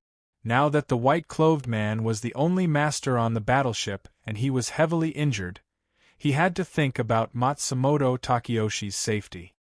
"There's no need," Matsumoto Takeyoshi said calmly. "Long Jijie has been in the great Ming dynasty for some time. If he wanted to find me, he would have come a long time ago." "Mister, you mean?" The green-clothed man frowned and asked. "The people of Ise Grand Shrine have always been cautious. If Long Jijie didn't come directly, he must have other things to do in the great Ming dynasty," Matsumoto Takeyoshi said. "Yamada is guarding this place. Even if Long Jijie comes, he won't be in any danger. In comparison, the 9 cauldrons are more important." The green-clothed man nodded slightly. Chapter 507. 5 days later. Early in the morning. On the streets of the small town, Yi-fan, dressed in a white robe, and Akatsuki, who was wearing a crystal mask, walked side by side, strolling leisurely. Although the sky had just brightened, the streets of the small town were already filled with all kinds of medicinal herbs. Ginseng, deer antler, lingji musk, Dendrobium candidum, caterpillar fungus, Tianshan snow lotus, and everything else. This place was not far from Changbai Mountain and was located in a central area. The terrain was flat and surrounded by rivers, making it convenient for water transportation. Therefore, it became a famous medicinal herb distribution center. Now was the time for medicinal herbs to come out of the mountains. Medicinal herb vendors from all over the country had gathered here, choosing cheap and powerful medicinal herbs to make a big profit. "What are we doing at this medicinal herb market so early in the morning?" Akatsuki asked Yi-fan in confusion. "I heard from the shop assistant that today is the annual medicinal herb festival. All the major medicinal herb merchants from all over the country will gather here today. I just happened to be preparing to buy some good medicinal herbs, so I brought you here." Yi-fan looked at the dazzling array of medicinal herbs on both sides and said to Akatsuki, "You want to buy medicinal herbs?" Akatsuki turned her head to look at Yi-fan in confusion. "Are you sick?" In her opinion, with Yi-fan's spirit chi cultivation, he would probably never need such things in his life. "What illness could I have?" Yi-fan turned his head to Akatsuki and smiled. "I'm preparing to buy some ginseng and lingji for Xiao Zhao so that she can recover her human body as soon as possible." Ever since Baihu ate the 1,000-year-old ginseng and lingji sent by Akatsuki and Onijiro last time, her spirit chi had clearly improved greatly. Now that they were passing by this medicinal herb market, he was preparing to buy some precious herbs to strengthen Xiao Zhao's spirit chi and recover her human body as soon as possible. He had thought of transferring his spiritual power into Xiao Zhao's body, but Xiao Zhao was in the form of a fox and did not have a sea of qi in her body. He could not guarantee that this method would work if she accepted his spiritual power as a white fox. Moreover, his current spiritual power was obtained from practicing the mystery of Xiantian. It was the purest form of yang energy. If Xiao Zhao, who was in the form of a fox, could not withstand this overbearing spiritual power, the consequences would be unimaginable. In the best case, her spiritual power would go berserk and her meridians would be displaced. In the worst case, her entire body would explode and she would die on the spot. He had already lost his beloved wife, Fujiwara no Chiko, and could not lose Xiao Zhao as well. Before he obtained Nie Qing's 100 herbs pill, the best method was to use spirit herbs to nourish his body. Oh! After hearing Yi-fan's words, Akatsuki suddenly understood and nodded. "So that's how it is." After a series of rustling sounds, Baihu's furry head came out from the side of Yi Fan's hat and intimately rubbed her head against Yi Fan's cheek. Yi Fan's concern for her made her very happy, and her heart was very sweet. Silly girl. Yi Fan smiled and patted Baihu's head and said. Seeing Yi Fan and Baihu's intimate and tacit understanding, Akatsuki felt envious. She did not know when Yi Fan would call her a silly girl, but if that day really came, she would be willing to die. Akatsuki thought in her heart. 2 people and 1 fox walked in the bustling crowd while looking for good medicinal herb. However, although this was a medicinal herb distribution center, things like 1,000-year-old ginseng and 1,000-year-old ganoderma were rare, and the other so-called precious medicinal herbs did not enter Yi Fan's eyes at all. The 2 stopped and walked for a while, and finally stopped in front of a shop with the words, 100 years old shop, emblem medicine shop. This shop was elegantly designed, and had an antique flavor. At first glance, one could tell that it was an old shop. Compared to the surrounding medicinal herb shops that were bustling with people, this emblem medicine shop could be said to be deserted, and there were almost no customers. This shop's business is so bleak, there shouldn't be any good medicinal herbs. Akatsuki looked at the medicine shop in front of her and said to Yi Fan. Since it's 100 years old shop, it must have its own way of doing business.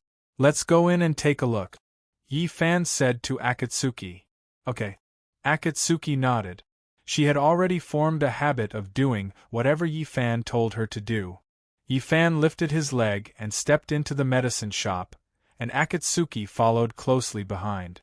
The shop was clean and tidy, and the smell of medicinal herbs assailed their nostrils. All kinds of precious medicinal herbs were neatly arranged, and there was no mess. A few shop assistants were quietly arranging the medicinal herbs and packing them. With his amazing eyesight, Yi Fan saw a long cloth bag in the hands of one of the shop assistants. The cloth bag was more than a foot long, and it was wrapped in red cloth. The shop assistant held it gently, and one could tell at a glance that it was a precious medicinal herb. Seeing this, Yi Fan's eyes suddenly lit up. Other than ginseng, there was nothing else that could be wrapped in red cloth. Judging from the length of the red cloth bag, the ginseng inside was quite old. Looking at the medicinal herbs in the hands of the other shop assistants, all of them were precious. No wonder this shop was so quiet. It was not that this shop did not have good things, but that ordinary people could not afford to buy them. It seemed that he had made the right choice this time. What do the 2 of you want to buy? Behind the counter, the shopkeeper, who was wearing a silk robe, saw that Yi Fan and his companion were dressed strangely. They were wearing luxurious clothes and jewelry, so he immediately greeted them. Ginseng, Ganoderma lucidum, Yi Fan said. The 2 of you have come at the right time. The ginseng and Ganoderma lucidum in my shop are all more than 100 years old, and each of them is a precious treasure, the shopkeeper said. Do you have anything that is more than 1,000 years old? Yi Fan looked at the other medicinal herbs in the shop and asked. More than 1,000 years old? When the shopkeeper heard Yi Fan's question, he was stunned at first, then he smiled and said, The 2 of you have come at the wrong time. The shop does have 3,000 years old ginseng and 2,000 years old Ganoderma lucidum, but someone has already ordered them. Ordered them? After hearing this, Yi Fan frowned and turned to look at the medicinal herbs in the hands of the shop assistants. Don't they have good ginseng in their hands? To be honest with the 2 of you, the medicinal herbs in the boxes were ordered by that customer. The 3 ginseng and 2 Ganoderma lucidum are among them, the shopkeeper said with a smile. Shopkeeper, can you sell these ginseng and Ganoderma lucidum to me? I will pay twice the price, Yi Fan asked. He lacked many things, but he did not lack money. Money could make the devil turn millstones, and twice the price was enough to make the other party compromise. Sir, you must be joking, the shopkeeper said with a smile. Although this shop is not big, it is based on honesty and honesty. Since we have already received the customer's deposit, we naturally have to be honest and keep our promise. Not to mention that Sir is willing to pay twice the price, Even if Sir were to pay 10 times the price, this shop would not sell these medicinal herbs to Sir. Yi Fan was stunned. The money that he used every day was actually not used today. The shopkeeper in front of him kept his promise, and was completely different from the other businessmen he had seen before who were unscrupulous in the face of profit. This one admires Sir for keeping his promise. Sorry for the disturbance. Yi Fan cupped his fists to the shopkeeper, then turned and walked out of the door. Yi Fan had always been polite and respectful to people who valued friendship and kept their promises. He was humble and modest. However, just as Yi Fan and the shopkeeper reached the door of the medicine shop, a woman who looked to be in her 20s and wore a pink dress walked in from the door and brushed past Yi Fan. Yi Fan stopped in his tracks and turned to look at the woman. The woman had fair skin, a delicate face, and a pair of gem-like eyes that were clear and spirited. "Shopkeeper Wang, is the batch of medicinal herbs I ordered ready?" the woman asked the shopkeeper. Her voice was pleasing to the ear, and her words were crisp like the chirping of a lark. "Miss, the batch of medicinal herbs you ordered is being packed, and it will be ready soon," the shopkeeper said to the woman. "That's good." The woman took out banknotes from her bosom and handed them to the shopkeeper. "This is the remaining 73,000 taels, please take care of it." Good. The shopkeeper took the banknotes and said with a smile, "Then I will thank Mississippi." The woman smiled brightly. "Feishue?" Yi Fan, who was wearing the white jade mask, muttered to himself. This woman was none other than Yi Feishue, who had saved his life in the cave. The medicine shop was extremely quiet, and Yi Fan's words were clearly transmitted to Yi Feishue's ears. This extremely familiar voice caused Yi Feishue to instantly turn her head to look at Yi Fan. You are brother Yi?" Yi Feishue's eyes widened as she looked at the white-robed man wearing the white jade mask in front of her with a face full of pleasant surprise. Although Yi Fan had disguised himself and was completely covered from head to toe, Yi Feishue still instantly recognized Yi Fan. "It's really you?" Yi Fan said in surprise. "Brother Yi." After confirming that the person in front of her was Yi Fan, Yi Feishue immediately shouted and dashed over. She immediately hugged Yi Fan tightly. Ever since Yi Fan left the Yi residence with Fujiwara no Chiko, she didn't eat or drink every day. If she wasn't foolishly smiling, she would silently cry. When Elder Yi saw this, he sighed and shook his head every day. He only had this one precious daughter and viewed her as the pearl of his palm. Now that he saw his daughter lose her appetite for food and drink because of a man with a wife, how could he not be anxious? Seeing that the annual medicinal herb festival was about to arrive, and the Heavenly Medicine Hall's medicine shop just happened to be lacking a batch of medicinal herbs, in order to let his daughter go out and relax, Old Man Yi handed this important task to Yi Feishue to handle. Yi Feishue was proficient in medicine and her medical skills weren't shallow. She was naturally able to purchase medicinal ingredients at her fingertip. According to tradition, every time the Yi family went out to purchase medicinal ingredients, they would burn incense and pray in front of the Medicine King Bodhisattva that they worshipped at home to pray for a smooth trip. However, this time, when Yi Feishue burned incense for the Medicine King Bodhisattva, she didn't pray for a smooth trip, but to be able to see her beloved. Now that the Bodhisattva had appeared, she really did see the Yi fan that made her lose her appetite for food and drink. Yi Feishue's sudden warm hug made Yi Fan feel at a loss. He had an awkward expression and didn't know whether to push her away or not. He could only allow her to hug him tightly. Yi Feishue's curvaceous figure made him blush under the mask and his entire body heat up. Akatsuki bit her lower lip and turned her head to the side. The scene in front of her made her feel very uncomfortable. In other words, she was jealous. It was obvious that the relationship between this beauty and Yi Fan wasn't ordinary. Feishue. Yi Fan gently patted Yi Feishue's back and awkwardly said, Why are you here? Father asked me to come by medicinal ingredient. I didn't expect to meet Brother Yi here. Yi Feishua released Yi Fan and smiled like a child. Hello, sister-in-law Chico. After releasing Yi Fan, Yi Feishua nodded and bowed to the crystal-masked Akatsuki. Akatsuki's figure and eyes were very similar to Fujiwara no Chico, so Yi Feishua thought that she was Yi Fan's wife. Miss, you've got the wrong person. I'm not your sister-in-law Chico. Akatsuki's face was red under the mask as she stuttered. You're not Chico's sister-in-law? Yi Feishua looked at Yi Fan in shock. This isn't a good place to talk. Let's talk somewhere else. After calming down, Yi Fan turned around and walked out the door. There were too many people here, so he couldn't reveal his identity. Akatsuki and Yi Feishua looked at each other and followed behind Yi Fan. Chapter 508. Inside the inn, the three of them sat around the tea table, not saying a word. Baihu quietly lay in Yi Fan's arms, occasionally raising her head to look at Yi Fan. Sister-in-law Chico's life is really bitter, Yi Feishua said with red eyes. She originally thought that Yi Fan and Fujiwara Kienko were living a carefree life in Feng Ming Mountain's Lingyun Cave like an immortal couple. She never thought that so many things would happen after that. Fujiwara no Chico had just recovered her memories, but her soul was taken away by someone else. If this wasn't a bitter life, then what was it? This is our fate and we can't escape it. Poor Xiao Zhao is also suffering with us husband and wife. Yi Fan, who was wearing a white jade mask, lightly said as he caressed Baihu in his arms.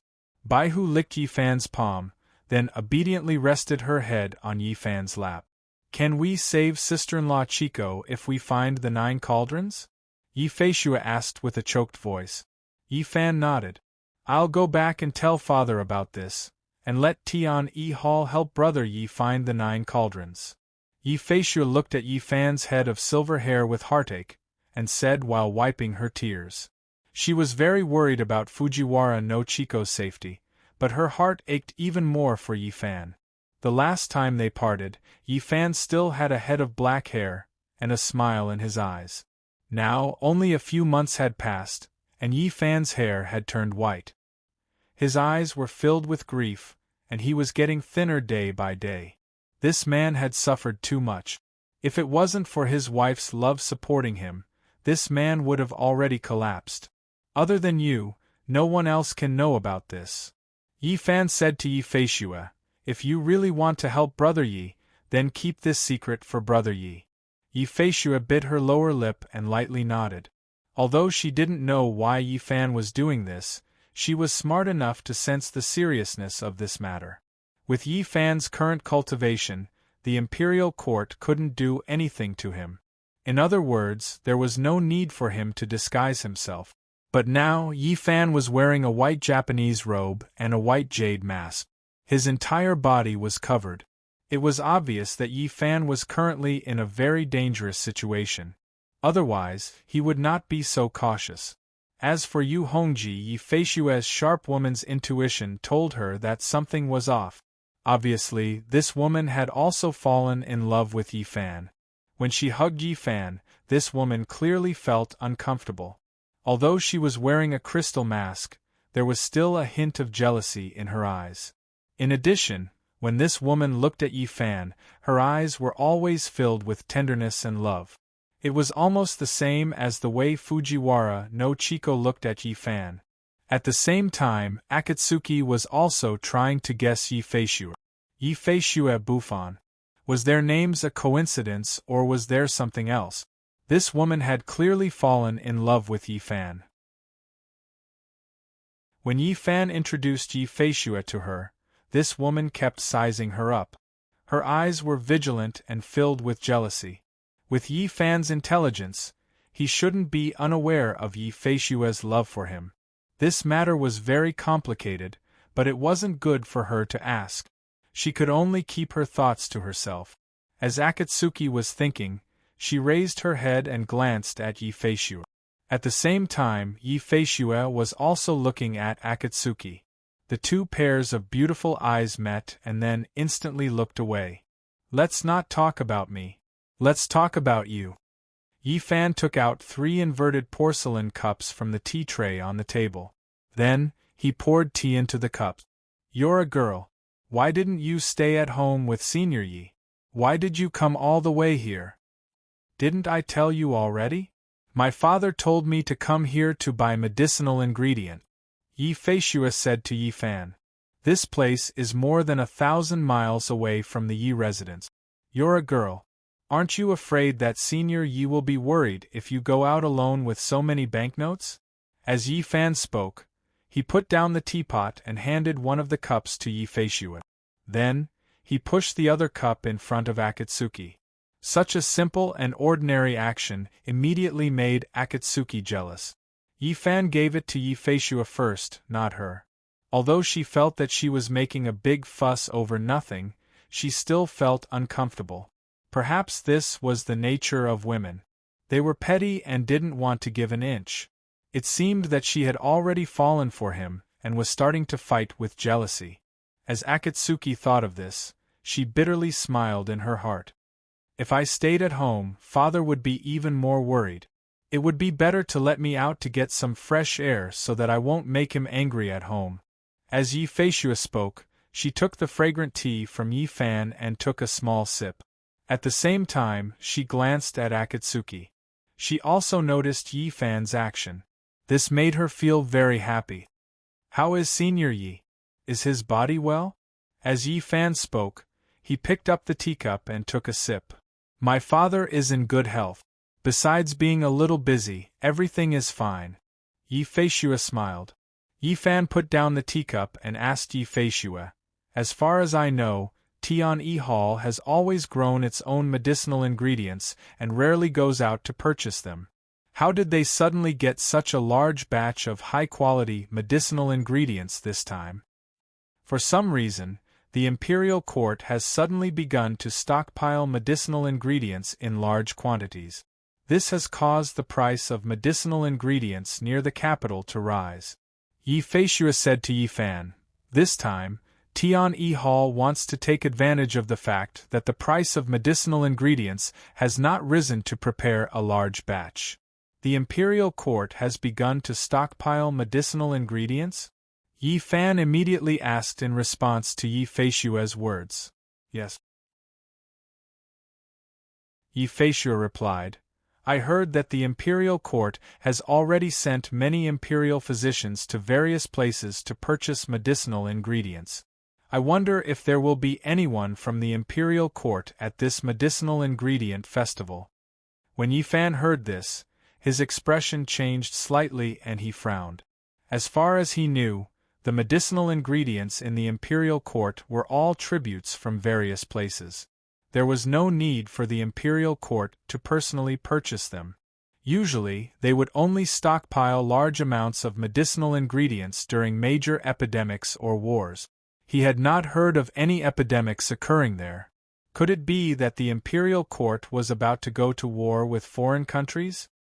He had heard his grandfather Yi Yun say that the current emperor of the Great Ming dynasty had been placed under house arrest by Matsumoto Takeyoshi's underling, State Preceptor Xuanji.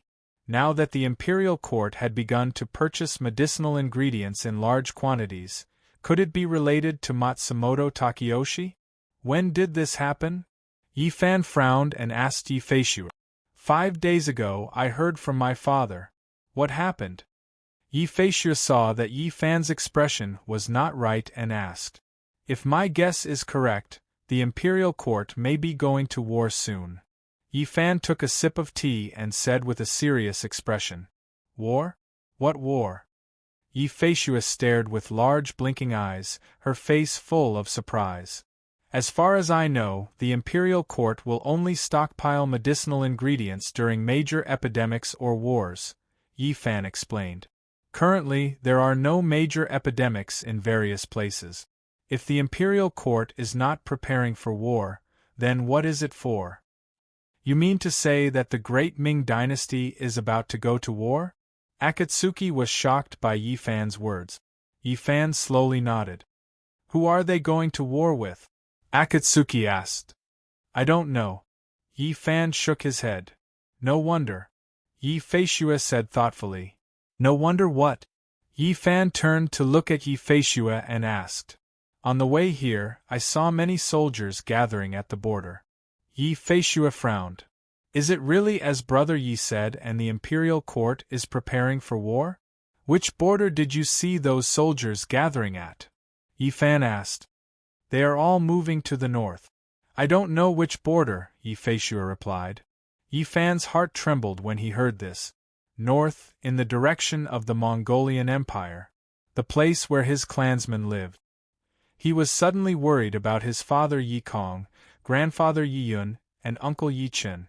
Although they were in the Mongolian Empire, their hearts were in the Great Ming Dynasty. Once they found out that the Mongolian Empire was about to go to war with the Great Ming Dynasty, they would be in a dilemma. They would have to think of a way to stop this war. Brother Yi, what's wrong? Yi Feishue saw Yi Fan lower his head and frown, so she immediately asked. Feishue, how are you going to bring back that batch of medicinal ingredients? Yi Fan asked Yi Feishue. The escort agency, what's wrong? Yi Feishue didn't understand why Yi Fan would suddenly ask about this. That's good. Yi Fan nodded and said, there's no time to lose.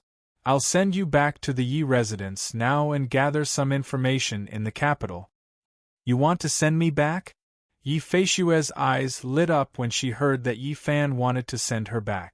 She suddenly remembered the beautiful scene of Yi Fan flying through the air with her. That was the happiest moment of her life. Now that Yi Fan was taking the initiative to send her back, how could she not be happy? The road is in chaos right now. I'm worried about a little girl like you rushing back from so far away. Yi Fan said to Yi Feishue. That's great. Thank you, Brother Yi. Yi Feishue was as happy as a child. When Akatsuki heard that Yi Fan wanted to send Yi Feishue home, she immediately frowned and asked, if you leave, what will happen here? She knew what Yi Fan meant by send. This Yi Feishue didn't have any spiritual energy. She probably couldn't even stand on the clouds. If Yi Fan wanted to send her home, he would have to touch her. He would either hold her hand, hold her arm, or hug her. In short, there would definitely be skin-to-skin contact. Akatsuki didn't dare to imagine what kind of scene that would be. You and Xiao Zhao wait for me here. I'll be back in 2 hours at most, Yi Fan said to Akatsuki. But Akatsuki wanted to stop Yi Fan, but she didn't have any other reason. Yi Fan was right.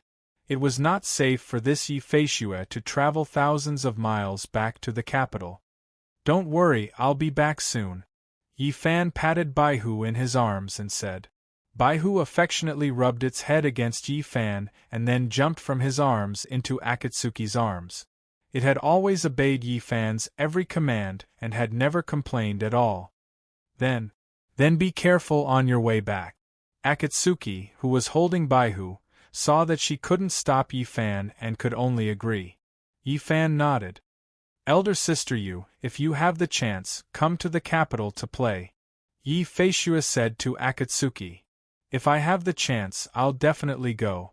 Akatsuki politely replied. Although the two of them were jealous of each other, they still appeared to be friendly on the surface. There was a saying that the feelings between women were like a bunch of fake flowers.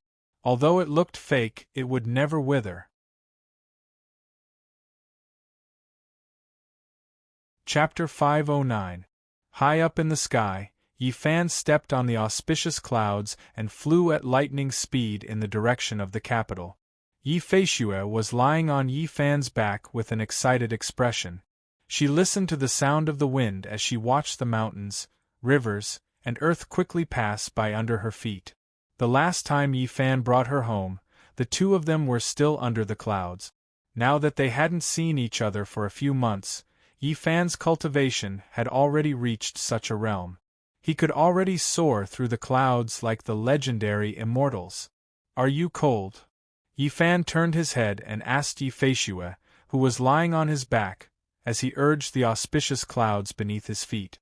Because Yi Feishue had a mortal body and didn't have any cultivation, Yi Fan used a trace of spiritual energy to protect Yi Feishue's body as he soared through the clouds. At the same time, He extracted a trace of heat from the fire snake's dragon pearl and transferred it to Yi Feishue's body through his palm. However, even so, he was still a bit worried. After all, they were high up in the sky. I'm not cold. Yi Feishue, who was tightly hooked onto Yi Fan's neck, replied loudly into Yi Fan's ear. Are you scared? Yi Fan smiled and asked. I'm not scared. Yi Feishue smiled. Crazy girl. Yi Fan smiled. Brother Yi, what kind of friend is Akatsuki? Why haven't I heard you mention her before? Yi Feishue asked. When Yi Fan introduced Akatsuki to her, he only said that she was a friend of his and didn't go into too much detail. At that time, the environment didn't allow her to ask too many questions. Now that they were alone, Yi Feishue asked the question that had been in her heart all this time. She's a friend of mine. She's helping me find the 9 cauldrons, Yi Fan replied. Just friends? Yi Feishue asked with her head tilted. Her big eyes sparkled. What are you thinking about every day? Yi Fan turned his head and asked Yi Feishue with a smile. If we're not friends, then what are we? Towards Yi Feishue, Yi Fan always had an indescribable sense of closeness and familiarity. It was as if she was his own biological sister. Perhaps it was because of their blood relationship in their previous life. Yi Fan thought to himself. That's hard to say.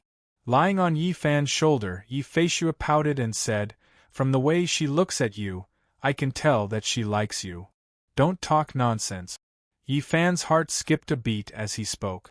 Yi Feishue's eyes were really sharp. She could tell at a glance that Akatsuki liked him. What nonsense are you talking about? It's true. Yi Feishue continued. The way she looks at you is filled with tenderness and affection. Tsk, even a block of ice would be melted by her. How can a big fool like you not see it? You know quite a lot at such a young age, Yi Fan said with a smile. Of course. Yi Feishue said proudly, I'm from the Yi family. Looking, listening, asking, and feeling the pulse is a piece of cake.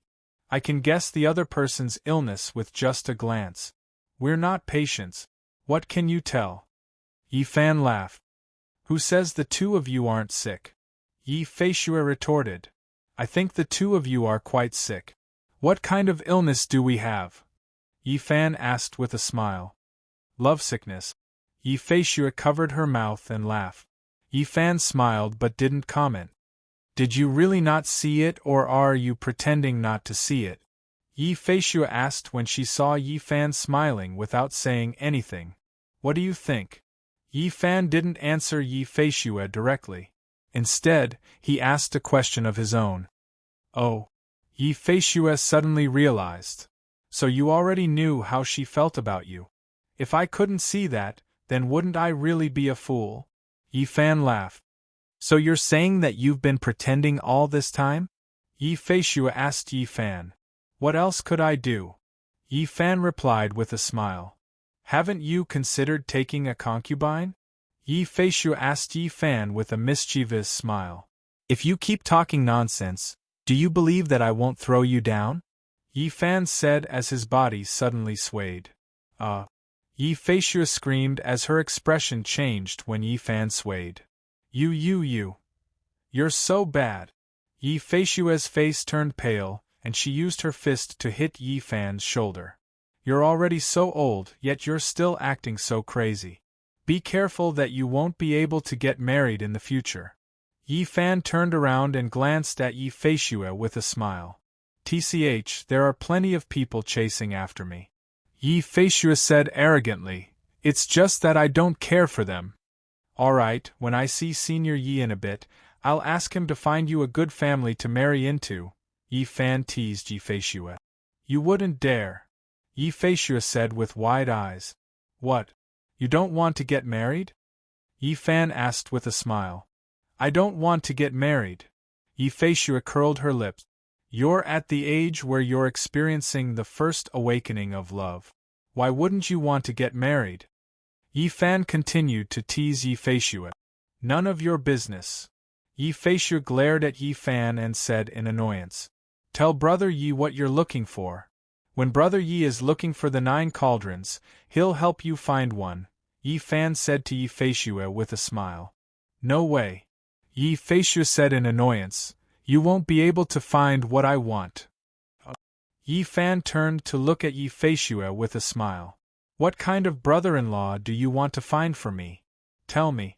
I want to find someone like you. Do you have one?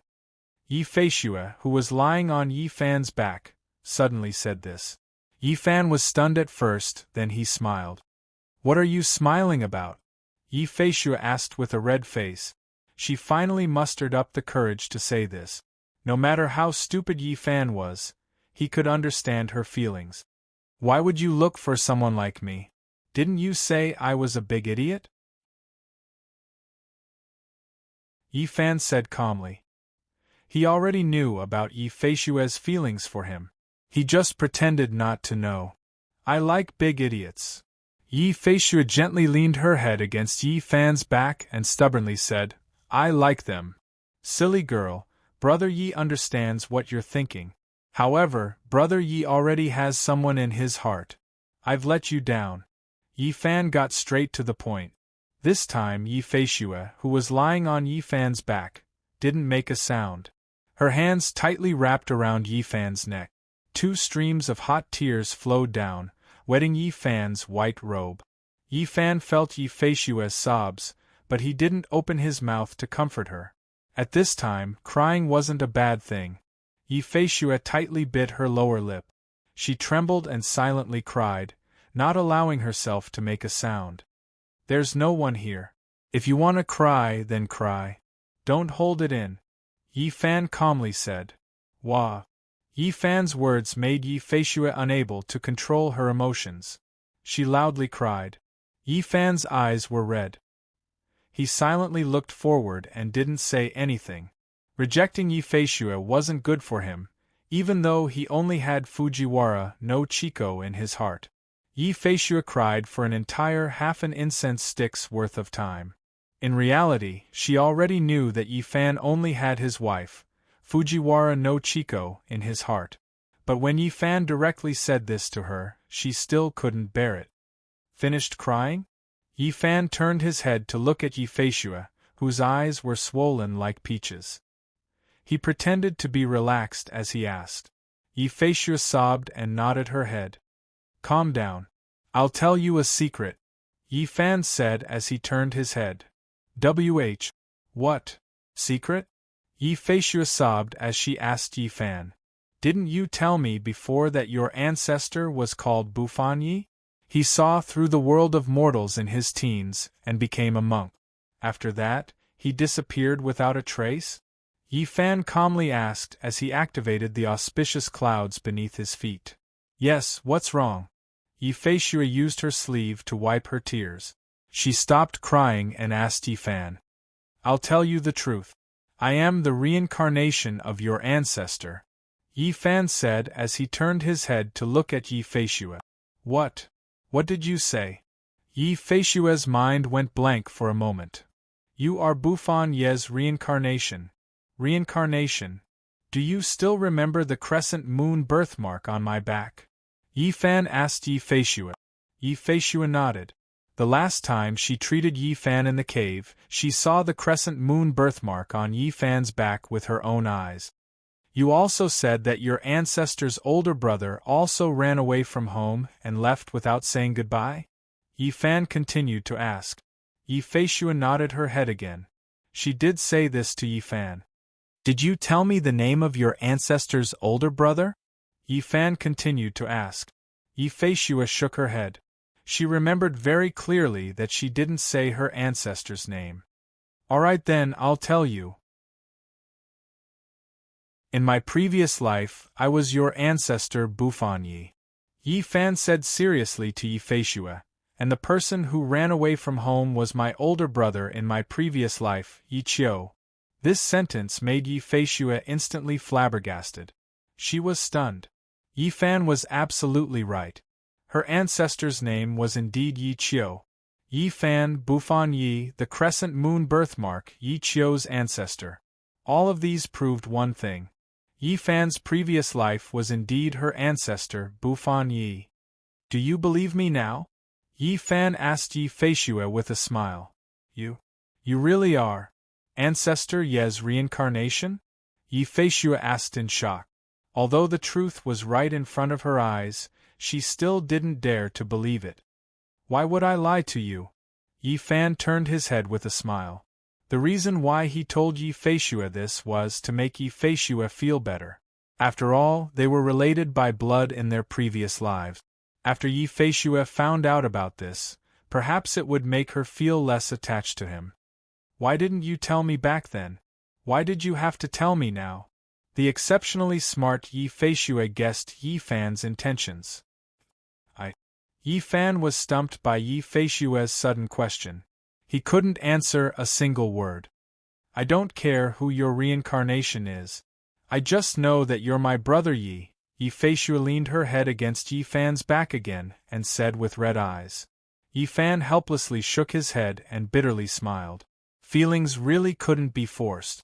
Even though he revealed his previous life's identity, Yi Feishue was still stubborn.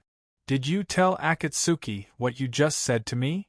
Yi Feishue asked quietly with her face pressed against Yi Fan's back. No, Yi Fan replied. Why? Yi Feishue asked. Maybe the time isn't right, Yi Fan sighed and said, but that day will come.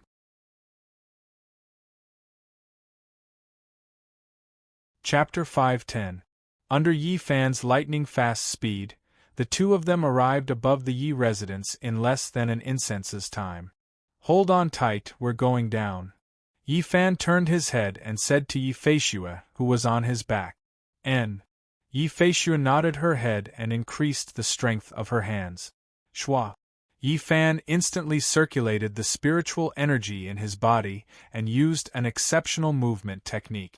He disappeared from the auspicious clouds. Shwa. The two of them appeared in the medicinal field in the backyard of the Yi residence. Medicinal herbs were everywhere in the medicinal field. It was verdant and lush, making it a good place to hide. It was currently daytime, and the servants of the Yi residence were busy drying medicinal herbs in the courtyard. If Yi Fan suddenly appeared, he would definitely scare these people. In addition, his current identity was very special. He was a fugitive wanted by the Great Ming Dynasty and also a guest of Matsumoto Takeyoshi. He absolutely could not reveal his identity. Feishue, hurry up and go back now. Send my regards to Senior Yi, Yi Fan said to Yi Feishue, who was beside him in the midst of the lush green medicinal herbs. You're not going in? Yi Feishue immediately asked when she heard Yi Fan say this. She did not think that Yi Fan would leave so quickly and not even enter the room. Now that you've safely returned home, I'm relieved. Yi Fan said to Yi Feishue, I still have important matters to attend to, so I won't be going in. Remember what I said to you. Prepare more money and valuables. In the future, when the army invades the capital, I will definitely think of a way to save you. Also, you must keep what I said to you a secret. You must not mention it to anyone else, including Senior Yi. Then when can I see you? Yi Feishue lowered her head and asked with a face full of unwillingness. When I have the chance, I will come and see you. Is that okay? Yi Fan said to Yi Feishue. In his opinion, Yi Feishue was no different from a child. Did you say that? Yi Feishue looked up at Yi Fan. I did, Yi Fan said with a smile. Don't forget, you promised to take me to your cave to play. Yi Feishue reminded Yi Fan. Don't worry, brother Yi is a man of his word, Yi Fan said with a smile as he tapped Yi Feishue's nose. Pinky swear, no backing out, Yi Feishue said as she stuck out her pinky finger at Yi Fan. Okay. Pinky promise. Yi Fan helplessly reached out his pinky and hooked it with Yi Feishue's pinky. Are you satisfied now? Yi Fan asked with a smile. Yi Feishue smiled but didn't say anything. I have to go. You and Senior Yi take care, Yi Fan said as he turned around and prepared to use his movement technique to leave. Hey. Yi Feishue grabbed Yi Fan. Is there anything else? Yi Fan turned around and asked Yi Feishue. Wait for me here. I'll be right back, Yi Feishue said as she jogged away. Hey! Hey! Yi Fan was baffled by Yi Feishue's actions. Shoo! Yi Feishue turned around and made a shushing gesture at Yi Fan as she ran. Then, her figure flashed and disappeared without a trace. This girl, Yi Fan muttered to himself as he shook his head with a wry smile. There was nothing he could do. He could only wait here. After all, Yi Feishue was his relative from his previous life. In less than the time it took to brew a cup of tea, Yi Feishue tiptoed into Yi Fan's line of sight while carrying a bulging bundle. Bundle? When Yi Fan saw this, he immediately frowned. What was this Yi Feishue planning to do? She couldn't be planning to leave with him, right? Just as Yi Fan was thinking, Yi Feishue passed through the dense green vegetation and arrived in front of Yi Fan. What did you do? Yi Fan frowned as he asked Yi Feishue. Shoo! Yi Feishue put a finger to her lips, indicating for Yi Fan to be quiet. As she shushed him, she used her hand to push aside the green leaves and vigilantly looked outside. Why are you acting like a thief? Where's Senior Yi? Yi Fan whispered to Yi Feishue. Nonsense, if I wasn't a thief, who would have gotten you all these good things? As Yi Feishue spoke, she turned around and handed the bundle over to Yi Fan. Father isn't home right now. Take these things first. The next time you come, I'll get you more. What? What are these things? Yi Fan took the bundle from Yi Feishue and asked. 1,000-year ginseng, 100-year lingji, caterpillar fungus, Tianshan snow lotus. In any case, they're all good things, Yi Feishue said to Yi Fan. You went in just now to steal these things? Yi Fan's heart stirred as he asked. It was obvious that these things were given to Xiao Zhao by Yi Feishue. Why else do you think I went in? To play hide and seek with you? Yi Feishue's beautiful eyes flashed as she asked Yi Fan. Yi Fan was rendered speechless by Yi Feishue's words. Don't worry, these things were given to my father by someone else. My father's body is fine, so he has no use for these things. It's better to just leave them there, so it's better to give them to Xiao Zhao. Besides, aren't we a family, huh? Great ancestor Yi? Yi Feishue covered her mouth as she laughed. Damn girl. Yi Fan believed that his mouth wasn't bad, but compared to Yi Feishue, it was like a small child in the presence of a great witch. Hee. Seeing Yi Fan's helpless expression, Yi Feishue laughed hysterically. All right, I'm going to leave. As Yi Fan spoke, he carried the cloth bag on his back. When Senior Yi returns, give him my regards. Brother Yi, take care of yourself. Remember to come back and visit me if you have the chance. Yi Feishue stopped laughing and said to Yi Fan reluctantly. Yi Fan smiled and nodded. Then, he activated his spiritual energy and used his movement technique, disappearing into thin air. Yi Feishue's eyes reddened as she looked up into the sky. She saw a snow-like auspicious clouds rapidly floating in the direction of the capital. Above the clouds, Yi Fan used his cloud-urging technique and rapidly advanced. What he needed to do right now was to reach the imperial palace in the capital as soon as possible and investigate the situation of the imperial court. Right now, most of the military power in the imperial court was in the hands of the Minister of War, Zhou Dao. Zhou Dao was also Matsumoto Takeyoshi's only son. Adding on the fact that the emperor was under house arrest by Matsumoto Takeyoshi's lackey, Matsumoto Takeyoshi, the entire imperial court could be said to be under Matsumoto Takeyoshi's control. With Matsumoto Takeyoshi's personality, he would definitely not take the initiative to start a war with a neighboring country, especially with a powerful military like the Mongol Empire. There was no benefit to him if the two sides fought. From this, it could be said that this matter had nothing to do with Matsumoto Takeyoshi. Since this matter had nothing to do with Matsumoto Takeyoshi, there was only one possibility left. That was that the Mongol Empire was provoking the Great Ming. However, based on his experience with the Mongol Empire, there seemed to be something strange about this time. The Mongol Empire mainly used cavalry, and their soldiers and horses were strong. They had great charging power and mobility, and they were good at guerrilla warfare. They caught the enemy off guard and did not give them any time to breathe. What was going on with the Mongol Empire this time? Why did they give the great Ming dynasty time to mobilize their army? Why did his father not stop the Mongol Empire from attacking the great Ming dynasty? Could it be that something had happened? The more Yi Fan thought about it, the more confused he became. As he thought about it, he urged the auspicious clouds under his feet to continue moving. After the time it took to brew a cup of tea, he arrived above the imperial palace. Originally, he wanted to fly above the main hall and listen to how the officials and generals were discussing the war. Who would have thought that he would be a step too late?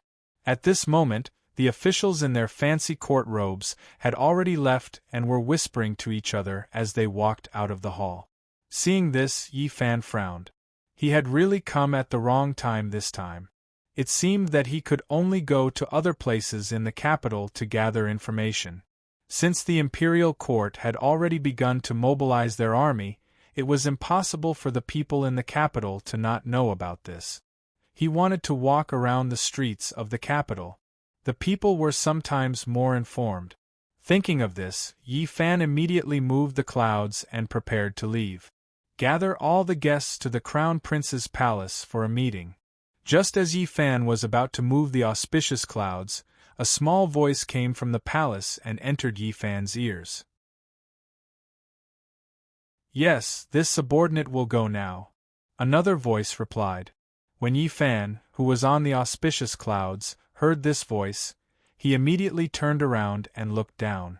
At the entrance of the main hall, an official wearing a purple Qilin robe was talking to a eunuch. When the eunuch received the order, he quickly ran away. The official wearing the Qilin robe looked around and slowly left with his hands behind his back. Crown Prince's palace? Meeting? Guests? When Yi Fan heard this, he frowned. This meeting in the Crown Prince's palace might have something to do with the imperial court's campaign. Based on what he knew, the Crown Prince's palace was the residence of the current Crown Prince, and its standards were second only to the emperor's. Those who could discuss matters here were all important officials who supported the Crown Prince. Since that was the case, he might as well follow this official and see if he could get some information from them. As Yi Fan thought about this, he slowly activated the auspicious cloud beneath his feet and followed behind the official who was wearing the Qilin court attire. After leaving the main hall, the official walked into a gorgeous palanquin carried by 8 people. The 8 people carrying the palanquin wore embroidered robes and hats. They were all expressionless, and their steps were brisk. These 8 people had sabers at their waists, and their breathing was steady. Their temples were slightly bulging, and one could tell at a glance that they were internal energy experts. For an official of the court to be protected by such experts, there had to be some mystery behind it. On the auspicious clouds, Yi Fan thought to himself. The 8 people carried the palanquin and quickly left the main hall, heading east. Yi Fan followed closely behind. After passing through the 9 winding corridors, the palanquin began to pick up speed. The 8 people touched the ground with their toes and moved quickly, constantly changing directions and circling back and forth. Yi Fan knew that they were deliberately circling back and forth to prevent anyone from following them. However, this trick was enough to deal with ordinary stalkers, but for Yi Fan, who was tens of thousands of feet above the auspicious clouds, it was simply a waste of time. After a while, a magnificent main hall appeared in front of Yi Fan. After arriving at the door of the hall, the palanquin slowly landed. The curtains of the palanquin were lifted, and the official wearing the Qilin robe walked out and quickly entered the hall. It seemed that this was the Crown Prince's palace. As Yi Fan thought about it, he disappeared with a swoosh. Whoosh! In the blink of an eye, Yi Fan appeared at the top of the hall.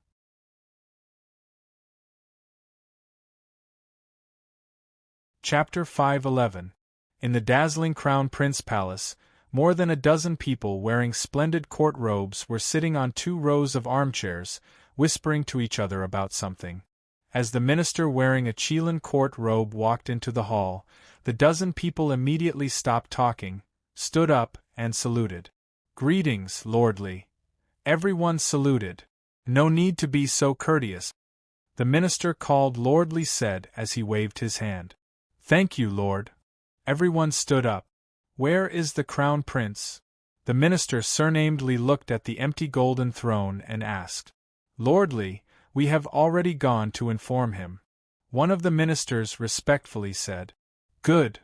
The minister surnamedly nodded slightly and sat on the armchair at the head of the table. Seeing him sit down, the other ministers returned to their seat. "Lordly, in today's court, Zhou Dao seems to have already won this battle," a minister wearing a bullfighting robe said. "This is also what I am worried about." The minister surnamedly nodded with a dignified expression. "This time, the 4 countries are heavily pressuring the border. That Zhou Dao actually took the initiative to ask for battle, it is indeed unexpected." Once these words were spoken, Yi Fan, who was seated in the main hall, was shocked. Heavily pressuring the border? And it is the 4 countries? Yi Fan frowned. The seriousness of the matter was far beyond his imagination. "It seems that the fish has had enough." Along with a clear voice, a young man wearing a golden robe with 5 dragons on it and a jade belt around his waist slowly walked in from the side door. Behind him were 2 maidservants. "This subordinate greets Your Highness the Crown Prince." "Long live Your Highness the Crown Prince." As soon as this person came out, all the ministers immediately stood up and knelt on the ground, shouting, "Long live Your Highness." It seems that the current Crown Prince has come out. Yi Fan in the hall thought as he gently lifted a glazed tile under his feet. Then he drew heat from the fire snake dragon pearl in his body, condensed it in the palm of his hand, and hit the solid wooden roof under the glazed tile with his palm. Whoosh! A 5-inch-long pillar of flame instantly spun out from Yi Fan's palm and shot directly into the solid wooden roof. The Crown Prince's palace was built with precious wood, and the thing that wood was most afraid of was fire. Yi Fan's move could easily break through the roof, and it wouldn't make any noise. Hiss! As a thin wisp of green smoke rose into the air, Yi Fan's pillar of flame directly burned a palm-sized hole through the thick wooden roof. Once the roof was open, Yi Fan immediately looked into the hall through the hole. The Crown Prince had a delicate complexion, red lips, white teeth, a pair of eagle eyes, 2 dashing eyebrows, and extremely valiant. He walked with a majestic gait, exuding a noble aura. The others were dressed in court robes and were dressed as ministers. "Rise, all of you." The Crown Prince, who was wearing a golden robe with 5 dragons, shook his golden robe as he spoke. He sat down on the golden dragon throne in the main seat. His temperament was dignified without being angry. He had the aura of a son of heaven. "Thank you, Crown Prince." All the ministers rose. "Bestow a seat." As the golden-robed Crown Prince spoke, he picked up an exquisite porcelain cup with dragon patterns from the tea tray in the hands of a servant girl beside him and gently took a sip. "Thank you, Your Highness." All the ministers clasped their hands and bowed to the high and mighty Crown Prince, then retreated to sit on the wooden armchairs. "Then Zhou Dao has agreed to go to war?" The golden-robed Crown Prince placed the teacup in his hand back onto the tray in the hands of the servant girl and calmly asked. "Not only has he agreed," the minister wearing the Chilean court robes said to the Crown Prince. "In court today, Zhou Dao actually volunteered to go to war." "Volunteered?" The Crown Prince narrowed his eyes and frowned slightly. "Yes," the minister wearing the Chilean court robes replied. "It seems that victory is already in his grasp." "How many soldiers does he have?" the Crown Prince asked. "Right now, he has 300,000 soldiers in his hands. His Majesty has also given him 100,000 palace guards. Adding on the local garrisons from various places, he has about 700,000 to 800,000, the minister replied. "How many soldiers do the 4 countries have stationed at the border?" the Crown Prince continued to ask. 300,000 Mongolian cavalry, 300,000 Russian heavy soldiers, 50,000 Goryeo and Tibet each sent 50,000 soldiers, a total of 700,000 soldiers, the minister wearing the Qilin court robes replied. The two sides have equal numbers of soldiers, but the difference in battle power is like heaven and earth, the crown prince said with a frown. It's not the first time that Zhou Dao has led an army. Does he not understand this?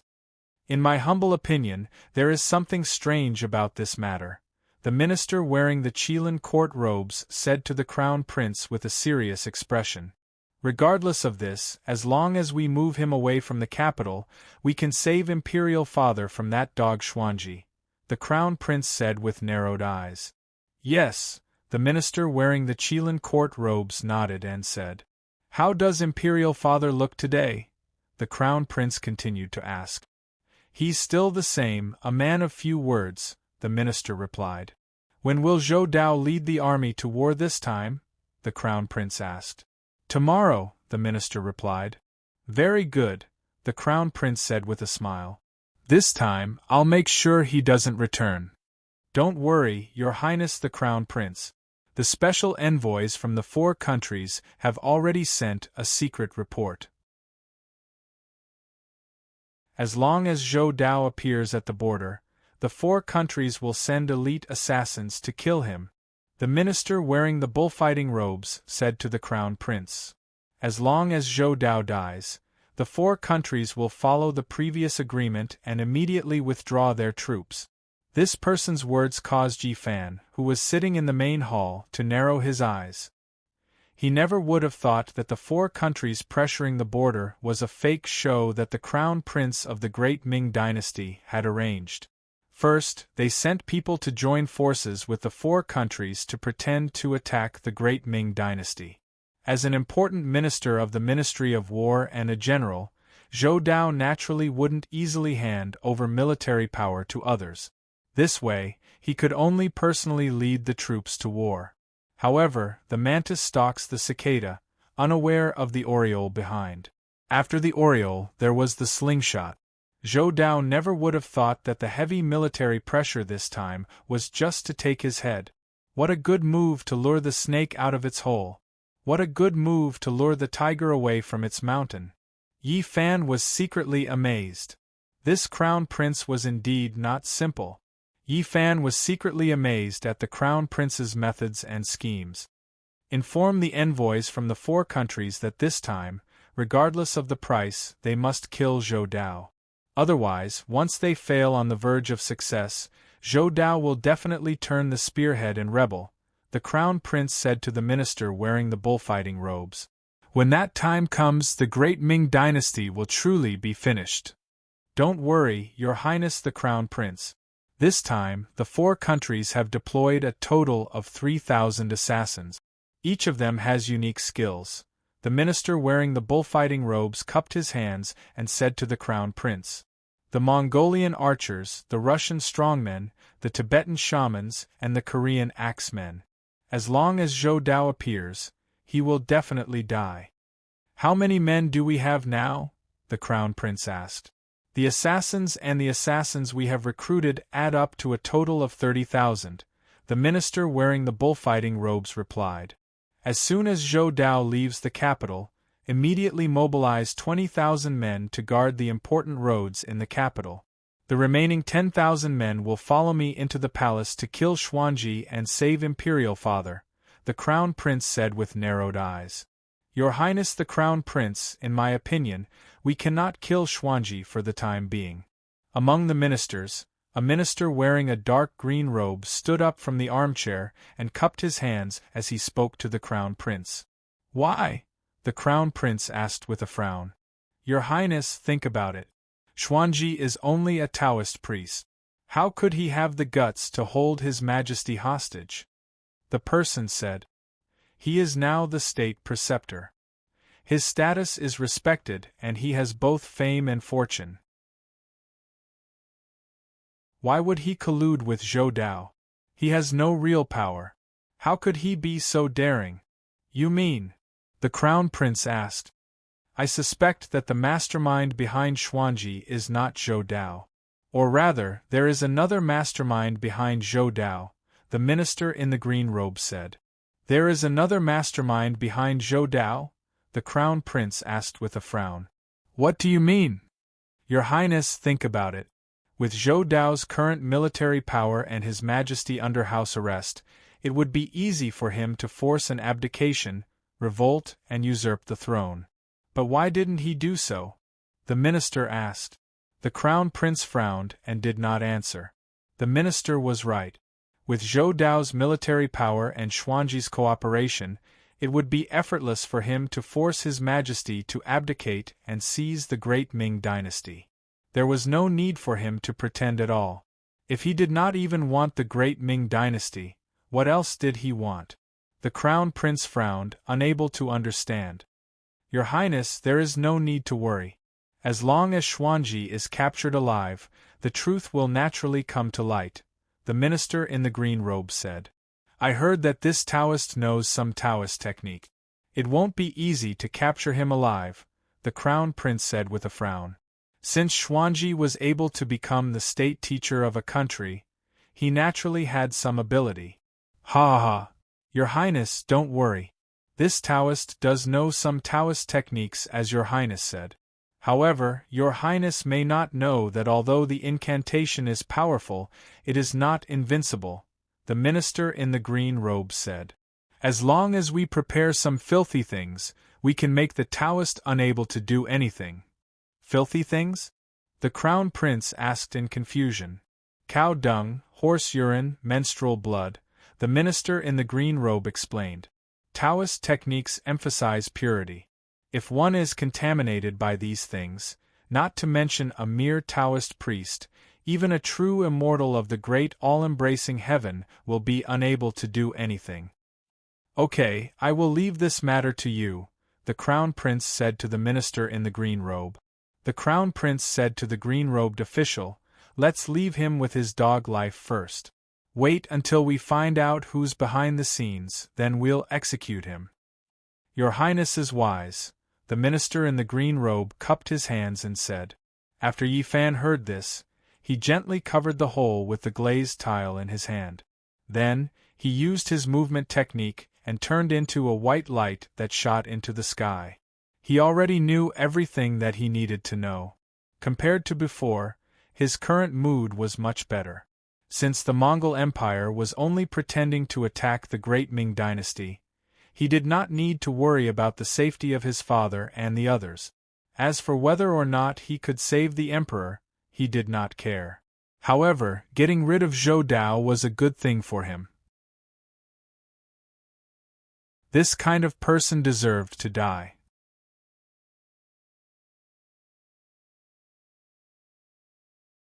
Chapter 5:12. High up in the sky, Yi Fan pushed the auspicious clouds beneath his feet to the extreme, and whizzed towards the direction of the town as fast as lightning. It was already the 5th day since he left the Changbai mountain. According to Fujita Gang, Matsumoto Takeyoshi's shadow ninja would arrive at the Changbai Mountain's heavenly lake by tonight at the earliest, and by tomorrow at the latest. He did not know what orders Matsumoto Takeyoshi would give. Matsumoto Takeyoshi would definitely know about the divine cauldron barrier. Since he had already found this divine cauldron, what would he do next? What method would he use to break the divine cauldron barrier? Qing Chenzi had told him before that other than the power of the yin-yang immortal, it was impossible to break the divine cauldron barrier. Although Matsumoto Takeyoshi had many experts under him, none of them had the power of an immortal. Speaking of which, even with his second level of mysterious sky secret technique, earth-shattering heaven-shocking, he was unable to shake the divine cauldron barrier in the slightest, let alone those experts. At the thought of this, Yi Fan felt relieved. Even if Matsumoto Takeyoshi found the location of the divine cauldron, he would not be able to do anything to it. Is the one walking on the clouds Mr. Eldritch? Yi Fan, who was above the auspicious clouds, was thinking about the divine cauldron barrier when a clear male voice came from the ground below the auspicious clouds. This man's voice caused Yi Fan, who was under the mask, to instantly narrow his pupils. He was currently wearing a white robe and a mask, concealing his figure and disguising himself. Furthermore, he was high up in the sky, and even Matsumoto Takeyoshi did not know his whereabouts. Who exactly was this person below him? He was actually able to see through his whereabouts and even expose his identity. After hearing this voice, Yi Fan lowered his head and looked at the ground. At this time, he had already left the capital. Under the auspicious clouds, the mountains rose and fell, layer upon layer. On the peak of a mountain, Yi Fan saw the person who spoke to him. This person looked to be in his 40s. He was wearing a plain gray robe and square hemp shoes. His hair was tied into a Taoist bun with a white jade hairpin in it. His skin was like bronze, and his expression was calm. He was neither vulgar nor Taoist. At this moment, he was looking up at the sky with a smile. Beside him, a huge white crane as white as snow was pecking and stretching its feathers. It was very eye-catching. Yi Fan stopped and flicked his sleeves. The auspicious clouds under his feet began to descend slowly towards the mountain peak. It was obvious that this person was not one of Matsumoto Takeyoshi's men. Seeing the auspicious clouds slowly descending, a smile appeared on the face of the man standing on top of the mountain. "Greetings to Mr. Eldritch," the man cupped his hands and said to Yi Fan, who was slowly descending from the auspicious clouds. "Who are you?" Yi Fan asked as he dispelled the clouds and landed on the mountain peak. "I am Li Si. I have been waiting for you for a long time." The man lowered his head and said, "Li Si." Yi Fan frowned under the mask. "You are Li Si of the Wicked Tao?" When he encountered the 100 Ghosts Parade formation in the ancestral home, his father Yi Kong had told him about this Li Si of the Wicked Tao. It was said that this person's cultivation was extremely high and he was a ruthless character. The 100 Ghosts Parade formation was created by this person. Later on, because this technique was too overbearing, it went against the harmony of the heavens. In addition, this person was full of evil techniques and poisoned living creatures, causing the heavens to be angry and resentful. Mount Longhu, Mount Zhongnan, and the other great Tao sects were pressured and sent experts to besiege Li Si. Although Li Si was skilled in evil techniques, he was ultimately outnumbered and lost. The martial art masters originally wanted to take his life, but seeing that he was sincere in his repentance, they spared his life. However, in order to prevent him from reviving, the martial art masters made him swear that he would never use any sorcery for the rest of his life. At the same time, they joined forces to use a secret technique to completely seal his Naiwan Palace. The Naiwan Palace was an important point for Taoist cultivation. Once a cultivator's Naiwan Palace was sealed, they would not be able to cultivate Taoist techniques and would become no different from ordinary people. Since then, Li Si had turned over a new leaf. He destroyed the evil technique manual blood-in tactics, and disappeared from the Jianghu. He spent his days in Green Cloud Temple chanting sutras and meditating. "Yes, I am." Seeing Yi Fan ask him, Li Si answered truthfully. "How did you know I was passing by here? And how did you know my name in my previous life?" Yi Fan asked. Mr. Eldritch's reincarnation in the Yi family is no longer a secret. It can be said that everyone in the 3 realms knows about it, Li Si said respectfully to Yi Fan. "Although I have no dermic powers now, I can still use the art of sleeve. I calculated that you would pass by here today, so I came here specially to wait for you." Yi Fan frowned.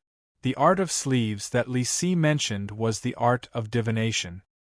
He did not expect this person's art of divination to be so profound that he could predict his whereabouts. Li Si's cultivation back then was very high. It was obvious that he was a leopard. "Why aren't you repenting and cultivating in Green Cloud Temple? Why are you waiting for me here?"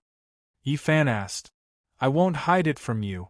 I have been waiting for you here because I want to ask you to help me," Li Si said as he knelt in front of Yi Fan. What are you doing?" Yi Fan was caught off guard by Li Si's kneeling. "You have to help me this time."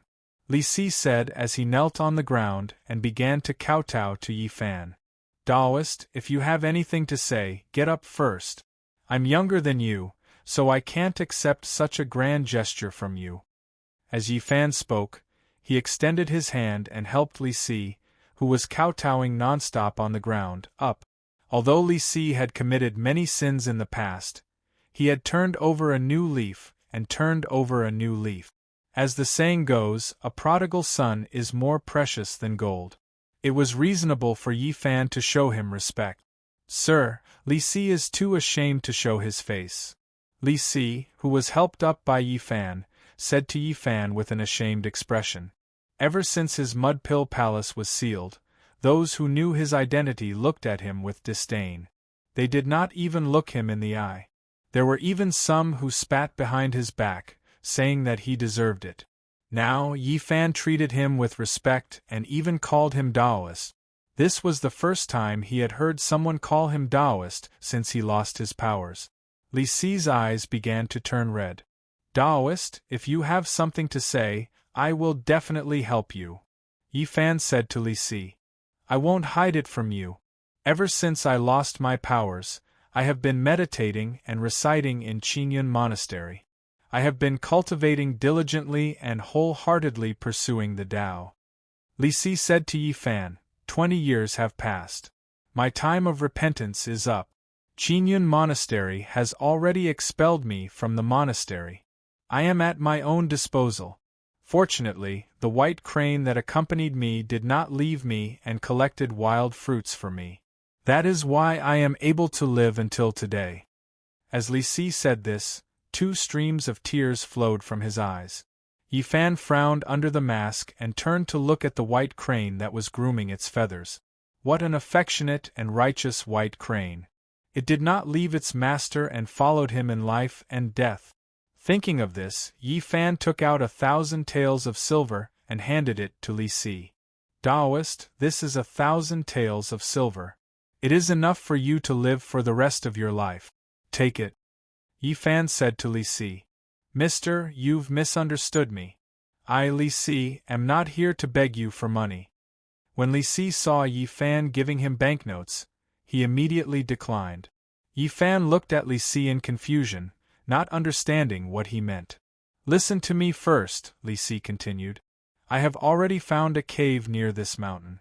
I am concentrating on cultivating my qi. I hope to return to the Tao and escape from the abyss of suffering. It has been 3 years and I have already condensed a lot of spirit qi in my qi si. Since you already have spirit qi in your body, why don't you continue to cultivate in this mountain? Why are you looking for me? Yi Fan asked in confusion. Mister's eyes are like torches. You can look at the spirit qi in my qi si. Li Si said to Yi Fan. Look at your spirit qi? Yi Fan asked in return. Li Si nodded his head. Although Yi Fan did not understand why Li Si wanted him to do this, he still used his spirit qi and his eyes to look at Li Si's qi si. After seeing this, Yi Fan frowned slightly. Li Si's qi si was indeed filled with spirit qi. However, this spirit qi was not pure and was very murky. It looked like a cloud of gray smoke floating around inside. Mister, can you see it? Li Si asked Yi Fan. Why is Taoist priest's spirit qi so murky? Yi Fan looked at Li Si and asked. I am not afraid of Mister's joke, but this spirit qi is something that I have spent a lot of effort to absorb. Li Si said to Yi Fan with a bitter smile. What happened? Yi Fan asked. Since Mister knows about my past, then you must know that my Naiwan palace has been sealed. Li Si said, with my Naiwan palace sealed, I am unable to circulate my qi si to purify my spirit qi. That is why it is like this now. After hearing Li Si's words, Yi Fan suddenly understood. Li Si was right. The Naiwan Palace was an important acupoint for qi cultivation. It was the hub of the qi si, the intersection of the Run and Du meridians. It could be said to be the most important part of qi cultivation.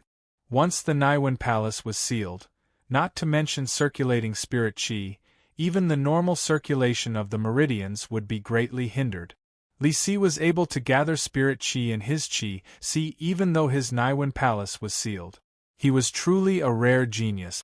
Taoist priest, you want me to help you unseal your Naiwen palace? Yi Fan asked. I have already turned over a new leaf. I am dedicated to Tao and am not tainted by the mortal world. Mister, please give me a chance to return to the righteous path. Li Si said earnestly as he knelt in front of Yi Fan again. There are many people in the world who can unseal your Naiwen palace. Why don't you ask them for help? Why are you asking me for help? Yi Fan frowned as he looked at Li Si, who was kneeling in front of him. This time, he did not help Li Si up. The Naiwen palace was indeed difficult to unseal, but it was not impossible. With his current spirit qi, unsealing Li Si's Naiwen palace was a piece of cake. However, he could not do it so easily. He wanted to see how Li Si would answer his question. As the saying goes, one should not have the intention to harm others, but one must always be vigilant against others. He could not act on impulse like before. I am notorious for my sins. Everywhere I go, I am like a rat on the street. Why would anyone help me? Li Si, who was kneeling on the ground, said with a bitter smile, even if they were willing to help me, I'm afraid they would be powerless to reverse the situation. Powerless to reverse the situation? Yi Fan frowned and asked, if they can seal your Naiwen palace, they can naturally unseal it. Why would you say that they are powerless to reverse the situation? Sir, you may not know this, but my Naiwen palace is not as simple as being sealed. Li Si, who was kneeling on the ground, lifted his head to look at Yi Fan. His eyes were red. Not only is it sealed, it is also destroyed. Destroyed? When Yi Fan heard this, he exclaimed in shock. Li Si nodded. Yi Fan channeled spirit qi into his eyes and looked at Li Si's Naiwen palace. Yi Fan's expression turned serious when he saw this. Everything was as Li Si had said. His Naiwen palace was already in pieces. A large golden seal had forcibly blocked the broken Naiwen palace. It was obvious that this was done on purpose. I have misunderstood you, please get up, Yi Fan said as he helped Li Si up from the ground. He understood Li Si's intentions. The sealing of the Naiwen palace was a small matter. Li Si's motive for begging him was to repair the Naiwen palace. However, even though his spirit qi was strong, he could only undo the seal and not repair the Naiwen palace. Furthermore, from the current situation, the seal had almost merged with the Naiwen palace. If he forcibly undid the seal, Li Si's Naiwen palace would disappear along with the seal. When that happens, not to mention cultivating qi, even surviving would be a problem. Even if he could survive, he would become deaf and mute. His mind would be in chaos and he would become a lunatic. I want to help you, but I am powerless, Yi Fan said to Li Si. If this seal had not been sealed for a long time, I would have been able to undo it. However, this seal has already merged with your Naiwen palace. If I were to forcefully undo the seal, you would lose your life. I know that you are powerless now, Li Si said earnestly to Yi Fan. I am begging you to help me repair my Naiwen palace after you obtain the 9 cauldrons occult technique.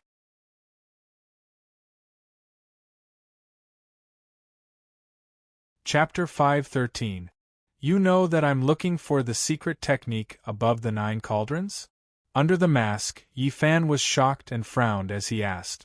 So far, only Qing Chenzi, true monarch fire dragon, Cui Ziwen, Yi Ming, and the white robe heavenly dragon knew that he was looking for the 9 cauldrons. Other than them, no one else knew about it. Even Akatsuki only knew that he was looking for the cauldrons and did not know that there was a secret technique above the 9 cauldrons. Li Si was a complete stranger to him and had never interacted with him before. Yet he knew his secrets so well. Yi Fan was in disbelief. Not only do I know that you're looking for the 9 cauldrons, but I also know that you're working for Matsumoto Takeyoshi to save your beloved wife, Li Si said to Yi Fan. You predicted all of this? Yi Fan asked in surprise. This Li Si seemed to know everything about him. I don't have that kind of ability. Li Si smiled bitterly. I was very lucky to be able to predict your whereabouts. If that's the case, how did you know all of this? Yi Fan asked. About 10 days ago, Matsumoto Takeyoshi sent a ninja to this mountain to find me and ask me about the 9 Cauldrons barrier. I learned about you from that ninja, Li Si said to Yi Fan. As for your search for the 9 Cauldrons secret technique, I guessed it. You know Matsumoto Takeyoshi? Yi Fan asked in surprise. Not only do I know him, I was the one who told him about the 9 Cauldrons. Sigh, what a sin. Li Si sighed and answered. What's going on? Yi Fan asked Li Si. Yi Fan could tell from Li Si's words that the matter was much more complicated than he had imagined. Li Si smiled bitterly and shook his head. He told Yi Fan everything that had happened that year. Turned out that 30 years ago, Matsumoto Takeyoshi had already met Li Si. At that time, Li Si was very famous in Jianghu. He had many strange techniques and profound cultivation. At that time, Matsumoto Takeyoshi, who was only in his 20s, was the son of a wealthy family in the Great Ming Dynasty. On the surface, he looked like a hedonistic son who spent his days touring the Great Ming Dynasty, eating, drinking, and having fun.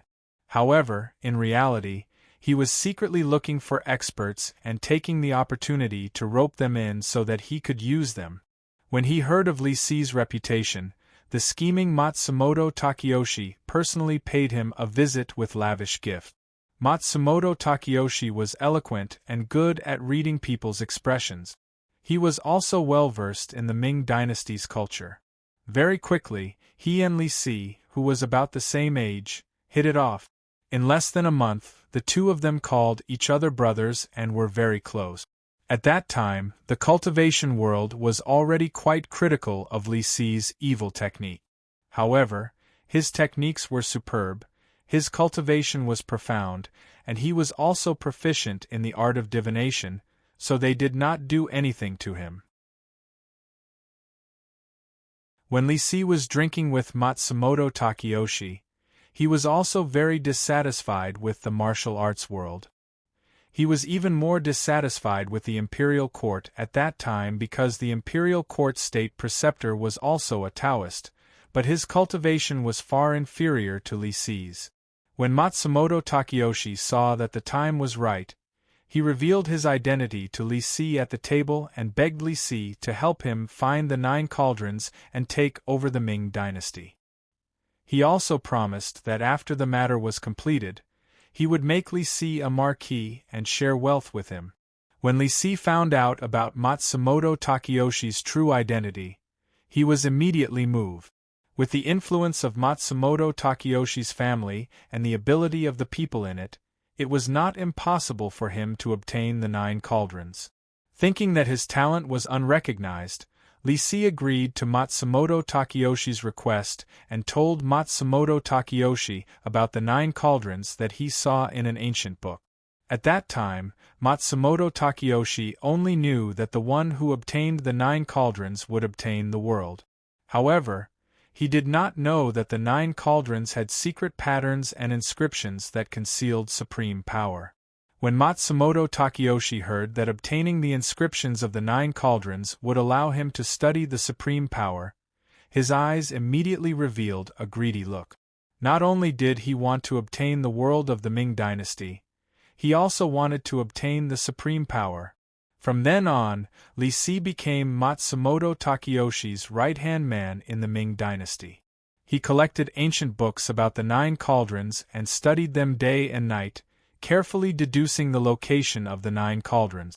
He was not stupid. Matsumoto Takeyoshi wanted to find the 9 Cauldrons, so how could he not want to sit on the world and look to the south? One of them had power while the other had skills. They were just using each other. It was still unknown who would emerge victorious in the future. However, as the saying went, man proposes, God disposes. Just when Matsumoto Takeyoshi thought that Li Si would lend him a hand, the cultivation world began to make a move against Li Si. Dragon Tiger Mountain, Zhongnan Mountain, Chuanjian Sect, Maoshan Sect, and other major sects sent their top experts to besiege Li Si, forcing him to swear that he would never use sorcery for the rest of his life and destroy the book on sorcery, Blood Een Tactic. After destroying the Naiwen Palace on top of his head, the experts worked together to seal Li Si's incomplete Naiwen Palace and put him under house arrest in Qing Yun Temple to repent for 20 years. There was a saying in ancient times, "Times are different." After Li Si had lost all his cultivation and was imprisoned, Matsumoto Takeyoshi no longer addressed him as a brother and ignored him. Matsumoto Takeyoshi would never fall out with the various sects for a cripple. After Li Si saw through Matsumoto Takeyoshi's face, he regretted it. More than 20 years passed. When Matsumoto Takeyoshi heard that Li Si had hidden himself deep in the mountains to train after being released, he sent ninjas to check on Li Si's cultivation base to see if he was still of any use. If he was of any use, he would be brought back to the East Sea battleship. If not, he would be killed. Matsumoto Takeyoshi knew that Li Si would never tell anyone about him. If anyone else knew about this, they would definitely kill Li Si as soon as possible. Once this person was no longer useful, he had to be eliminated to prevent future troubles. After all, Li Si knew too much about him. However, at the end of the day there was always a light at the end of the tunnel. The ninja who was sent to investigate Li Si was Matsumoto Takeyoshi's trusted aide. He was acquainted with Li Si and had some friendship with him.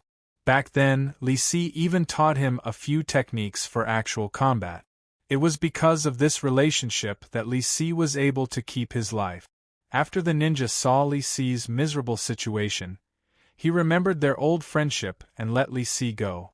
He even gave him some money. The ninja told Li Si that the Li Si of the Jianghu was already dead. From now on, Li Si had to change his name and go somewhere else. Otherwise, he would be implicated. Li Si asked about Matsumoto Takeyoshi's recent situation, and the ninja told him the truth. After learning that Eldritch's reincarnation, Yi Fan, agreed to help Matsumoto Takeyoshi find the 9 cauldrons in order to save his beloved wife, San Hun, Li Si saw hope. He used the art of sleeves to calculate the divinations for 3 hours. He almost exhausted his mind before he calculated the place Yi Fan would definitely pass. Today, he rode the white crane to the mountain peak and looked at the clouds in the sky. When he saw a large auspicious clouds quickly flying overhead, he activated the turbid spirit in his body and shouted. Only then did he meet with Eldritch's reincarnation, Yi Fan. So that's how it is. After listening to Li Si's explanation, Yi Fan had a rough idea of what had happened and nodded. When the cunning rabbit is dead, the hound is cooked. When the birds are gone, the bough is put away. Li Si sighed. At this time, he regretted his actions. I have something I don't understand. I would like to ask Taoist priests. Yi Fan said to Li Si. Sir, please ask. I will tell you everything I know. Li Si said to Yi Fan. That ninja only told Taoist priest that I was working for Matsumoto Takeyoshi to find the cauldrons and my wife. He didn't say that I was looking for the 9 cauldrons for the secret technique above. How did Taoist priests know this? Yi Fan asked with a frown. I deduced this matter. Li Si replied. Deduced? Yi Fan asked in confusion. How did Taoist priests deduce this? There are 2 points that I can deduce. Li Si replied. Which 2 points? Yi Fan asked calmly. First, your father, Yi Kong, is a good friend of Xiang Temple's Qingqinzi. It is said that Qingqinzi's Tao is extremely high and is close to the body of a true immortal. Since Sir encountered the matter of your wife's soul being held, the first person you thought of would be him. Since he is the son of a close friend, he will not stand by and watch. He will either help or give advice. However, he is close to immortal status and cannot casually interfere in matters of karma. Therefore, he will definitely give Sir some pointers. Yi Fan listened quietly. I have heard Matsumoto Takeyoshi mention the evil cauldron in his possession. Other than him, no one can open it. If one uses force, the soul trapped inside will be destroyed. If one wants to save the soul inside without opening the evil cauldron, only the soul return technique of the 9 cauldrons can do it. Li Si said. Second. Yi Fan said. Second is even simpler. Li Si said to Yi Fan, Sir, you must know what kind of person Matsumoto Takeyoshi is. This person is cunning and ruthless. He is capable of doing anything. It is not impossible to obtain the 9 cauldrons and not give Sir your wife's 3 souls to you. Since Sir has agreed to help Matsumoto Takeyoshi find the cauldrons, you must have a way to deal with it. Based on these 2 points, we can infer that Qingqinzi has already revealed the secrets of the 9 cauldrons to Sir. Sir is using Matsumoto Takeyoshi to find the 9 cauldrons and then break the barrier of the divine cauldron to study the secret arts on it to save your wife. Yi Fan was silent. This Li Si really lived up to his reputation. His deductions were bold and reasonable. Since it is the secrets of heaven, why did you reveal this to Matsumoto Takeyoshi? Yi Fan frowned and asked Li Si, Are you not afraid of the wrath of heaven? Because Qingqinzi revealed the secrets of heaven to him, he lost his immortal position. If Qingqinzi, with his heaven-defying cultivation, was punished, then wouldn't Li Si, with his sins, be even worse? I am not afraid of Sir's ridicule. Li Si smiled bitterly and said to Yi Fan, Because I was young and ignorant, I revealed this to Matsumoto Takeyoshi. Half of my lifespan has been taken away by the heavens, a full 30 years. I have counted my remaining lifespan. I have less than 10 years left. After Yi Fan heard this, he frowned and did not say anything else. Today I have 2 reasons to meet Sir. One is to ask Sir to help me repair my Naiwan palace after obtaining the 9 cauldrons' secret arts. 2 is to help Sir find the cauldrons and atone for my sins. I will accumulate merits and virtues and extend my lifespan. Li Si lowered his head and said to Yi Fan, Taoist priest can help me find the cauldrons? Yi Fan looked up at Li Si and asked.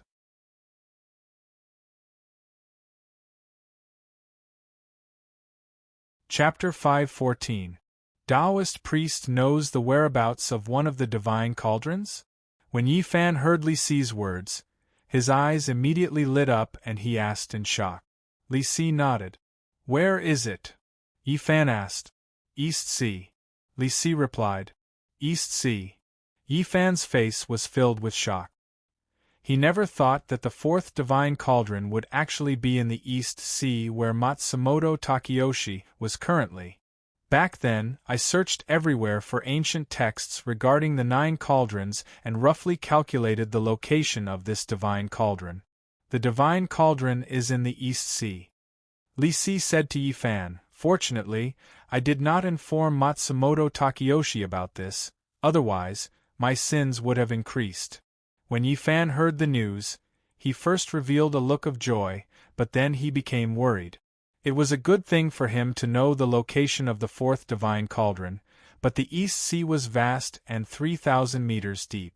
Even if he knew that the divine cauldron was hidden deep within, he would not be able to determine its exact location. Wanting to find the divine cauldron in the vast ocean was no different from finding a needle in a haystack. Mister, why are you worried? Li Si saw that Yi Fan was frowning and asked. The East Sea's 10,000 miles of sea is thousands of feet deep. To find the exact location of the divine cauldron is as difficult as ascending to the heavens. Yi Fan replied to Li Si with a serious expression. So Mister is worried about this matter. Li Si smiled at Yi Fan. Mister, you don't have to worry about this matter. I have a way to help you find the exact location of this divine cauldron very quickly. A Taoist priest has a way to help me find the divine cauldron? Yi Fan raised his head and looked at Li Si as he asked anxiously. Li Si's words gave him hope. Mister, can you enter the sea? Li Si asked Yi Fan. Yes. Yi Fan replied. with his spiritual energy cultivation and the water-repelling divine pearl in his hands, even if it was 100,000 feet deep sea, he would be able to come and go as he pleased. That's good. Li Si stroked his beard and said to Yi Fan. What method is it? Please teach me, Yi Fan said to Li Si. This method is very simple, Li Si said to Yi Fan. The divine cauldron is protected by a very strong barrier.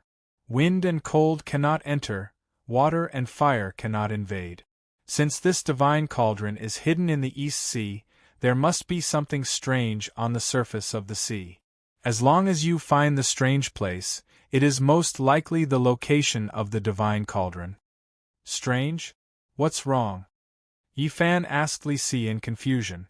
Mister, you can choose to go out to sea to observe when the sea winds are blowing and the waves are surging. Li Si said to Yi Fan, that divine cauldron is protected by a barrier, so there will definitely not be any huge waves on the surface of the sea. As long as you find this place, Mr. can enter the sea to investigate. If you find a barrier, it will definitely be the divine cauldron. Li Si's words enlightened Yi Fan. The divine cauldron in the desert showed signs of leveling out because it was protected by a barrier. Since this divine cauldron was in the sea, then the sea above it would definitely be calm. At least, there would not be huge waves. He actually did not think of this.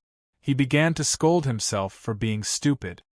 After you find that divine cauldron, Mr. can break its barrier and obtain its secret inscriptions. In the future, you will be able to comprehend the 9 cauldrons' secret technique. There is also hope for me to extend my life. Li Si cupped his hands and said to Yi Fan. You think too highly of me, Yi Fan said calmly to Li Si. With my current strength, I can't even shake the divine cauldron's barrier, let alone obtain the secret inscriptions on it. This matter had always been a thorn in his heart. Mr. is the reincarnation of the famous Eldritch. How can you not be able to break the divine cauldron? Yi Fan's words surprised Li Si. One had to know that even the 6 true immortals were no match for Eldritch back then. How could a mere divine cauldron barrier stop Eldritch? Taoist priest may not know, but it is true that I am the reincarnation of Eldritch, but my current cultivation was not obtained from my previous life. Yi Fan said to Li Si helplessly. Yi Fan's words shocked Li Si, and he was flabbergasted. If it was not the cultivation from his previous life, then where did this young man's supreme cultivation come from? Did he cultivate it himself? One had to know that he was only in his 20s, but his cultivation was close to that of a true immortal. Li Si could not imagine what this young man in front of him had experienced. If that's the case, then we're in trouble. Li Si composed himself and said with a frown, with Mr.'s current strength, you are powerless against it. Could it be that the divine cauldron barrier is really like what the ancient book said, and can only be broken by the power of immortals and devils? Power of immortals and devils? Hearing this, Yi Fan frowned and looked at Li Si. What Li Si said to him was slightly different from what Qing Chenzi said to him. Qing Chenzi was talking about the power of immortals, but Li Si was talking about the power of immortals and devils. What? Qing Chenzi didn't tell Mr. about this? Li Si asked Yi Fan with a surprised tone. Isn't it only the power of the yin-yang immortal that can break the divine cauldron barrier? Yi Fan frowned and asked, what is the power of immortals and devils that Taoist priest is talking about? Did Qing Chenzi say that to you? Li Si asked. Yi Fan nodded. Could it be that there's a problem with the ancient books I read? That's impossible, Li Si muttered to himself. What's going on? Yi Fan frowned and asked. He could vaguely feel that Qing Chenzi was hiding something from him. According to the ancient records, the power of the yin-yang immortal is indeed able to break the divine cauldron barrier, but this is not the only power that can break the divine cauldron barrier. Li Si said to Yi Fan. There's more than one power? Li Si's words caused Yi Fan's heart to move, and he asked anxiously, what other power can break the divine cauldron barrier? The power of the Sky Demon. Li Si replied. The power of the Sky Demon? Yi Fan's expression changed. That's right, the power of the Sky Demon. Li Si said to Yi Fan, you have to know that immortals and devils are one. The power of immortals and devils are the same to a certain extent. It's just that the mental states of cultivators are different. One is a celestial immortal, the other is a sky demon, that's all. Immortals and devils as one. This term was not unfamiliar to Yi Fan.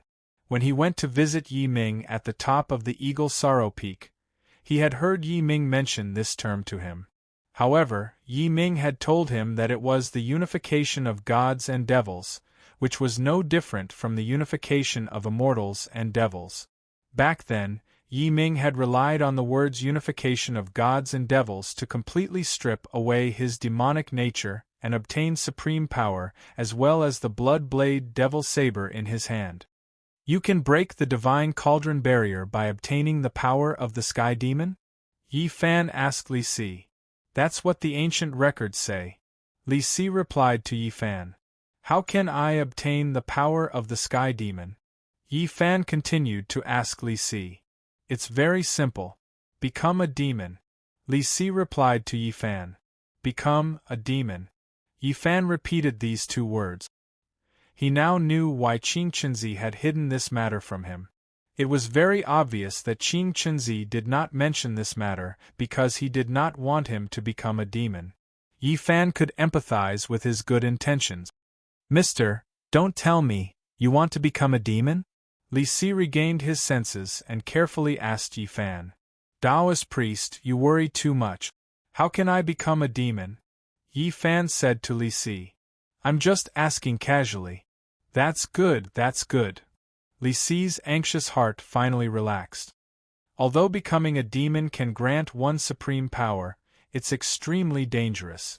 It's very easy to lose one's mind and turn into a demon. Fortunately, I stopped in time. Otherwise, I would have long become a monster. What? Taoist priest, have you become a demon? Yi Fan asked Li Si. Back then, when I was searching for ancient records about the 9 cauldrons, I accidentally found the demonic mantra and the location of the sky demon on an ancient bamboo scroll from the Qin dynasty. Back then, in order to obtain supreme power, I had this thought. I even followed the mantra recorded in the mantra and entered the demon world. Demon world? Yi Fan frowned and asked, you need to enter the demon world to become a demon? That's right. Li Si said to Yi Fan, those who seek immortality need to enter the mountains to find immortals. Becoming a demon naturally requires one to enter the demon world to find the sky demon. Where is the demon world? Yi Fan asked. The devil realm is actually in the hearts of all of us, Li Si said to Yi Fan. This is the so-called one thought can become a Buddha, one thought can become a devil. Those immortal and Buddhist cultivators work hard to improve their cultivation in order to get rid of their own demonic nature and improve their own realm of cultivation. The mantra recorded in the mantra is only the entrance to open one's own demonic nature. What happened after opening the entrance? Did you find the sky demon? Yi Fan continued to ask Li Si. I found it. Li Si slowly walked to the edge of the cliff and looked up at the sky. He said quietly, after I entered the demon world, I saw the sky demon. And then? Yi Fan asked, did you become a demon? No. Li Si answered, I had a short conversation with the sky demon and then left the demon world. Why? Yi Fan asked. Although I want to obtain power, I don't want to become a monster who has lost his mind. Li Si said, however, even though I left the demon world in time, I was still affected by the demon world. As a result, my temperament changed greatly and I was unable to extricate myself from the evil arts. Sigh. Thinking of his mistake back then, Li Si closed his eyes and shook his head. What did the sky demon say to you? Yi Fan frowned and asked Li Si. Conditions. Li Si spat out 2 words. What conditions? Yi Fan asked. You can instantly obtain the power of the Sky Demon, but you have to enter the demon world after death and become a member of the demon world, tempting people to become demons, Li Si answered. Since the Sky Demon has such power, why don't they appear in the world? Yi Fan asked Li Si. The descendants of the demons in the demon world can only tempt the human world, but they cannot use their own power to interfere with the human world, Li Si said. Yi Fan nodded. Let's not talk about this anymore. Li Si turned around and said to Yi Fan, there's no time to lose. Sir, return to the East Sea as soon as possible to find the Divine Cauldron. In the future, when Sir obtains the Divine Cauldron mystic technique, please don't forget to save my life. Taoist priest, don't worry. If I obtain the mystic technique in the future, I will definitely come to help you repair your Naiwan palace and remove the seal, Yi Fan said to Li Si. Then I'll thank Sir first, Li Si said as he was about to kneel again. Taoist priest, you're too polite. I haven't thanked you for helping me find the cauldron. Yi Fan reached out to support Li Si. To be able to help Sir with his meager strength, I can be considered to have accumulated merit, Li Si said. Where is Taoist priest staying now? Yi Fan asked Li Si. Where can I find you in the future?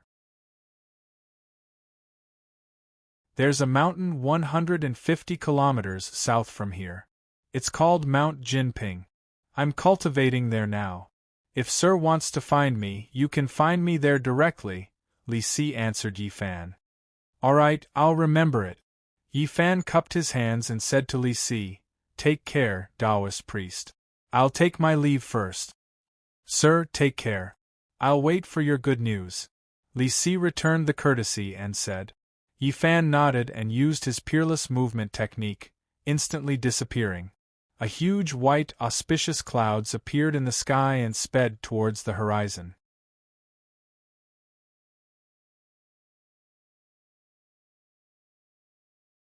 Chapter 5:15. Inside the inn, Akatsuki was quietly standing in front of the window with Baihu in her arms. She was looking at the scenery outside while patiently waiting for Yi Fan to come back. At this time, it was drizzling outside the window. The drizzle was like silk. Occasionally, the wind would blow in through the window and fall on Akatsuki's face, making it feel cold. A layer of mist had condensed on the crystal mask. It was misty and sparkling. There were very few people on the street. It was extremely quiet, without the hustle and bustle from before. Akatsuki liked this kind of weather very much. She felt that the rain could make the entire world feel refreshed and peaceful. Every time it rained, she would stand by the window and enjoy this rare scene of rain by herself. But at this time, she wasn't in the mood to enjoy the rain in front of her. Yi Feishue's appearance was like a small stone thrown into a calm lake, creating ripples after ripples. Thinking of Yi Feishue's warm hug when she saw Yi Fan, Akatsuki bit her lower lip under the mask. She suddenly began to feel jealous of Yi Feishue. Not because of anything else, but because of Yi Feishue's courage. Compared to her, she would blush when she looked at Yi Fan, and her heart would beat wildly, let alone take the initiative to hug Yi Fan. This was something she didn't even dare to think about. But Yi Feishue was different from her. This dazzling woman didn't hide her feelings for Yi Fan. She dared to love, she dared to hate, she dared to do what she wanted. She was many times better than her. Coward. Akatsuki scolded herself in her heart. Yi Feishue could hug Yi Fan, so why couldn't she? When she saw Yi Fan later, she would definitely throw herself at him like Yi Feishue and hug Yi Fan. It's decided. Akatsuki secretly decided. Creak, just as Akatsuki was letting her imagination run wild, the wooden door of the room was pushed open from the outside. Yi Fan, who was wearing a white robe and a mask, slowly walked in from the outside. Seeing Yi Fan return, Akatsuki blushed under the mask, her heart beating rapidly. She turned around and looked straight at Yi Fan. She gathered her courage and prepared to throw herself at him like Yi Feishue did. It's raining outside. Yi Fan didn't notice Akatsuki's strange behavior. He turned around and closed the door as he spoke to Akatsuki. Akatsuki's heartbeat quickened as her chest heaved up and down. She did not even hear what Yifan had said. She decided that when Yifan turned around, she would throw herself at him. However, the moment Yifan turned around, Baihu Xiao Zhao jumped out of Akatsuki's arms and threw herself into Yifan's arms. Yifan took off his mask and rubbed Baihu's head with a smile. Baihu began to lick Yifan with her pink tongue. Yifan dodged with a smile. You're back. Akatsuki opened her mouth and said to Yifan. Xiao Zhao's action instantly swept away all the courage she had just gathered. In the end, she did not take this step. I'm back. Yifan looked up at Akatsuki and smiled as he played with Baihu in his arms. You sent Feishua home? Akatsuki scolded herself for being so useless as she walked to the table and poured a cup of hot tea for Yifan. Yifan, who was holding Baihu in his arms, answered and sat down at the tea table. He put his bag aside and reached out to take the fragrant tea from Akatsuki. What's wrong? Yifan took the tea and looked up at Akatsuki. Why is your face so red? No, nothing. Akatsuki's eyes flickered as she forced herself to be calm. Are you sick? Yifan asked with a frown. No. Akatsuki said as she pretended as if nothing was wrong and sat across from Yifan. Give me your hand. Yifan put down the teacup and said to Akatsuki. What? Yifan's words made Akatsuki immediately nervous. I'll take your pulse and see if you're sick. Yifan said to Akatsuki. Akatsuki was from Dongying, and it was very likely that she would fall sick because she was not acclimatized to the environment. This woman had a tenacious personality, and even if she was sick, she would not tell him. I'm fine, how could I be sick? Akatsuki said to Yifan. Be good and give me your hand. Yifan said again. The more Akatsuki refused, the more he felt that Akatsuki was sick. Yifan's be good warmed Akatsuki's heart. She bit her lips and placed her slender hands on the table in front of Yifan. Yifan gently pressed 2 fingers on Akatsuki's snow-white wrists and then extracted a trace of spirit energy from his sea of vital energy and slowly entered Akatsuki's body through her meridians to check on her physical condition. This trace of spirit energy was so thin that Akatsuki did not even notice it. After Yifan touched her, Akatsuki's heart started beating wildly again. Yifan looked up at Akatsuki and did not say anything. You know how to take pulses? In order to calm her heartbeat, Akatsuki changed the topic and diverted her attention. Amazing, right? Yifan smiled. He was also trying to ease the atmosphere. Akatsuki smiled and did not say anything. After a while, Yifan withdrew his spirit energy and moved his hand away from Akatsuki's wrist. How is it? What illness do I have? Akatsuki asked with a smile. You don't have any illness. Yifan said with a smile. Idiot, it's lovesickness. Akatsuki thought in her heart and took her wrist back. Tonight, let the kitchen make a big bowl of ginger soup for you and let the waiter bring in a brazier. Also, don't touch cold things. Understand? Yifan said as he picked up his teacup and drank a mouthful of tea. Akatsuki's face turned red all the way to her neck. She did not think that Yifan would say this to her. You know quite a lot. Akatsuki whispered to Yifan. Yifan smiled and untied the bundle on the table. Inside the bundle were 3 half-foot-long 1,000-year-old ginseng, 200-year-old Ganoderma lucidum, 4 Tianshan snow lotus and more than 10 high-quality caterpillar fungus. All of them were extremely rare and precious medicinal materials. Although these things were extremely precious, they were nothing for the Yi family, who was a medical family. Where did these things come from? Akatsuki asked Yifan. Feishua gave them to Xiao Zhao. Yifan said as he took out a ginseng, folded an inch and put it in the palm of his hand and handed it to Baihu, who was in his arms. This was 1,000-year-old ginseng, and its medicinal properties were very strong. She could not eat too much at once, otherwise it would be too nourishing. The last time Onijiro and Akatsuki gave her ginseng and Ganoderma lucidum, Xiao Zhao ate it for almost a month before she finished it. Baihu first sniffed with her nose and then began to nibble. I can see that your relationship is not ordinary. Akatsuki looked at the various precious medicinal materials in the bundle and said to Yi Fan, "There is one thing I did not tell you. She is not only my savior, but also my relative in my previous life. Of course, our relationship is not ordinary." Yi Fan lowered his head to feed Baihu and said to Akatsuki, "She is your relative in your previous life?" Akatsuki asked in surprise.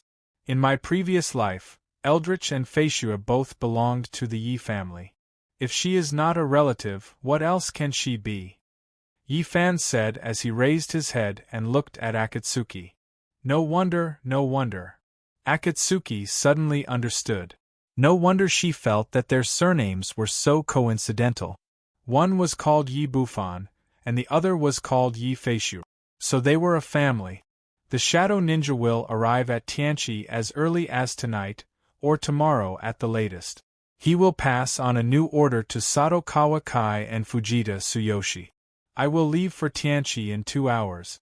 You and Xiao Zhao stay here and wait for me to come back. Yi Fan lowered his head and stroked Baihu's fur as he said to Akatsuki, "You are going alone again?" Akatsuki frowned and asked, "It is better for me to go alone." Yi Fan raised his head and said to Akatsuki, "You know that Fujita Tsuyoshi is good at Chimendunjia, and he was born with yin-yang eyes. His eyesight is very strong. Even I can only observe them from a high altitude. If you go with me, you will be easily discovered by them. By then, all our efforts will be in vain." Akatsuki pursed her lips and nodded at Yi Fan. "After I leave, you and Xiao Zhao stay here. Don't go out. If you need anything, just ask the waiter," Yi Fan reminded Akatsuki. "When will you come back?" Akatsuki asked. "That depends on when the Shadow Ninja will arrive," Yi Fan answered Akatsuki. "Maybe tonight, maybe tomorrow. Then you must be careful. Come back as soon as you hear the news," Akatsuki said with concern. "Okay." Yi Fan nodded.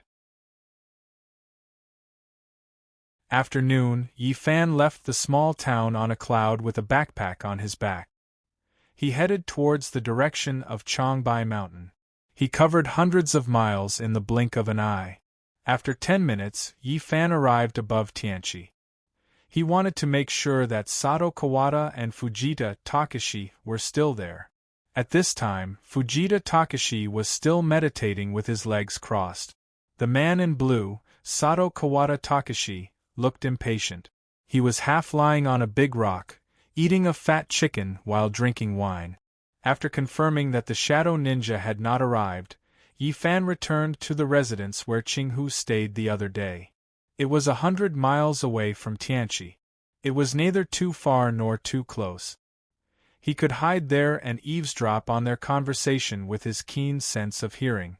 After using the broken wooden planks to build a simple barrier against the rain, Yi Fan sat down cross-legged and untied the bundle on his body. The backpack contained the food and water that Akatsuki had prepared for him. Cooked beef, roasted chicken, fat duck, tender goose, and a big water bag were enough for Yi Fan to eat for 3 meals. What made Yi Fan even more dumbfounded was that Akatsuki had brought him a big pot of Nurhong. He knew what Akatsuki meant. At this time, it was drizzling. It was cold and wet here. Akatsuki, who was very careful, prepared Nurhong for him not to relieve his boredom, but to drive away the cold. Although she knew that Yi Fan did not need strong wine at all with his cultivation, she still put the pot of wine in the backpack. Whether he needed it or not was one thing, but whether he prepared it or not was another. Yi Fan took out a bag of cooked beef, opened the oil paper, pinched a few slices of beef, and threw them into his mouth. He picked up the pot of wine and took a sip. It was a special feeling to be alone on this mountain with dense vegetation, listening to the rustling of the rain, eating cooked beef, and drinking old Nurhong.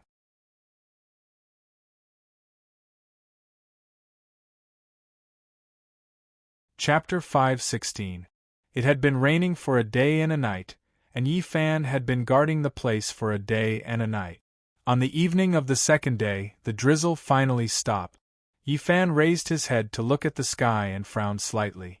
It had been a day and a night, and he still hadn't heard any movement from the Shadow Ninja.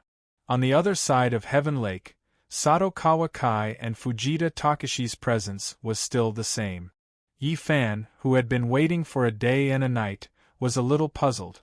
With the Shadow Ninja's well-trained movements, they should have arrived by now. Why was there no movement? He stood up from the green stone and walked slowly to the edge of the cliff. He put his hands behind his back and looked toward Heaven Lake.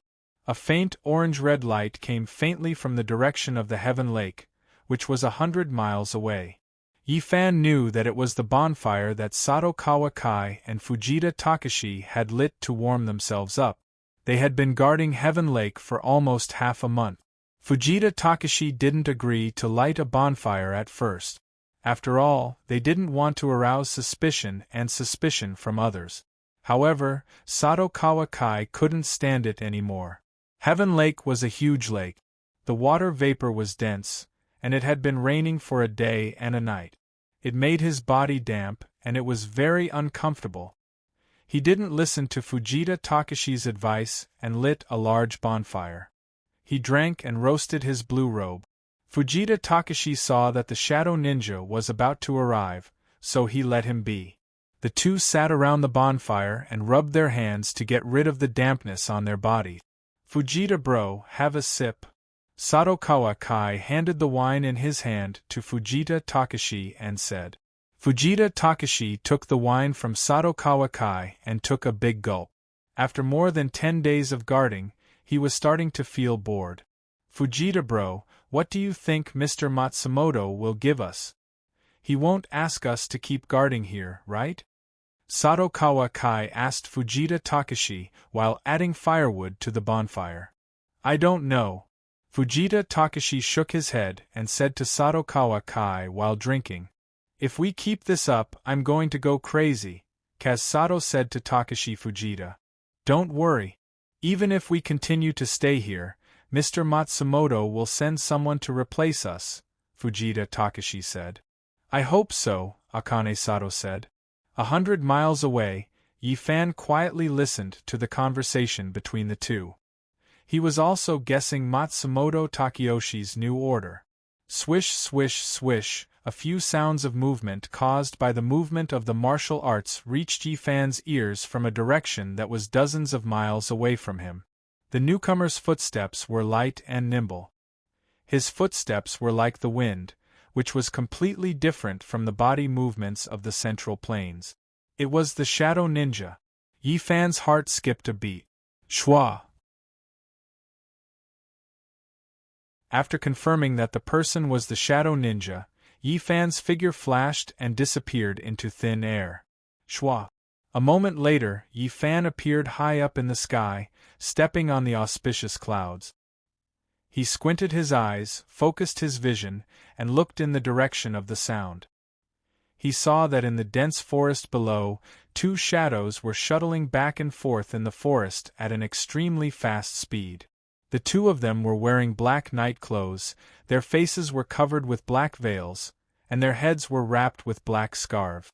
They carried a katana on their back and displayed the unique agility of the ninjas as they rushed toward the direction of Heaven Lake in the distance. It seemed that the two of them were the Shadow Ninjas sent by Matsumoto Takayoshi. Yi Fan thought as he raised his body and urged the auspicious clouds under his feet to slowly float toward Heaven Lake. He dared not urge the auspicious clouds too quickly. Otherwise, Fujita Takashi and Sadakawa Kai would notice something. Yi Fan kept the auspicious clouds under his feet at the same speed as the other clouds in the sky. In a short while, he arrived above Heaven Lake. He fixed the auspicious clouds under his feet in the air and waited quietly for the arrival of the Shadow Ninjas. After about 10 minutes, Fujita Takashi, who was sitting around the fire, tilted his head and listened carefully. What's wrong? Sadakawa Kai, who was sitting opposite Fujita Takashi and slightly drunk, asked. The shadow ninjas are here. Fujita Takashi turned his head and smiled at Sadakawa Kai. They're here? Wow. Sadakawa Kai's face lit up with joy. He stood up from the ground excitedly, shaded his eyes with his hand, and looked around. The mountains were high and the forest was dense. He could not see any trace of the shadow ninjas at all. Where are they? Sadakawa Kai frowned and asked Fujita Takashi. 50 miles away. They're on their way here. They'll be here soon. Fujita Takashi said as he smiled and drank. Fujita Takashi's words made Yi Fan, who was on the auspicious clouds, frown. This person's hearing was amazing. He could distinguish the speed and location of the shadow ninjas from 50 miles away.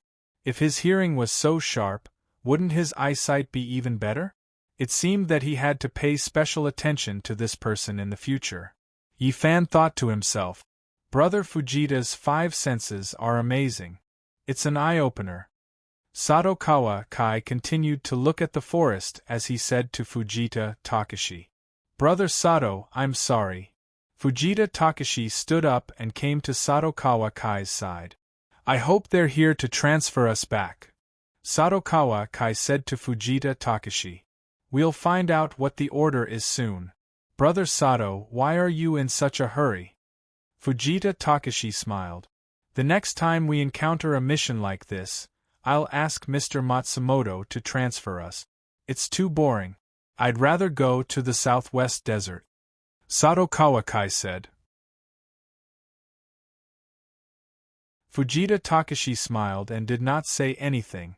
Swoosh, swoosh, swoosh. After a while, 2 figures rushed out of the forest and landed in front of the 2. Greetings, Mr. Fujita and Mr. Sado. 2 shadow ninjas wearing night suits came in front of the 2 of them and knelt down on one knee, bowed their head and said, Why are you so late? Sadakawa Kai asked. In response to Mr. Sado's question, the 2 of us encountered a storm on the sea, so we arrived a few hours late, one of the shadow figures replied. Sadakawa Kai turned his head and looked at Fujita Takashi. Fujita Takashi nodded at him. Did you see the Lord? Sadakawa Kai asked. Yes. The shadow ninja replied. What did the Lord say? Sadakawa Kai asked. He was anxious to know if Matsumoto Takayoshi's latest order was to stay here. The shadow ninja took out a wax ball and handed it to Sadakawa Kai with both hands. Sadakawa Kai took the wax ball and broke it with 2 fingers. He took out a note from it. After seeing the handwriting on the note, Sadakawa Kai's face showed a rare smile. He handed the note to Fujita Takashi, and Fujita Takashi took it. You 2 have worked hard. Go back and rest. After reading the note, Fujita Takashi said to the 2 shadow ninjas. Yes, we will take our leave. The 2 shadow ninjas replied in unison.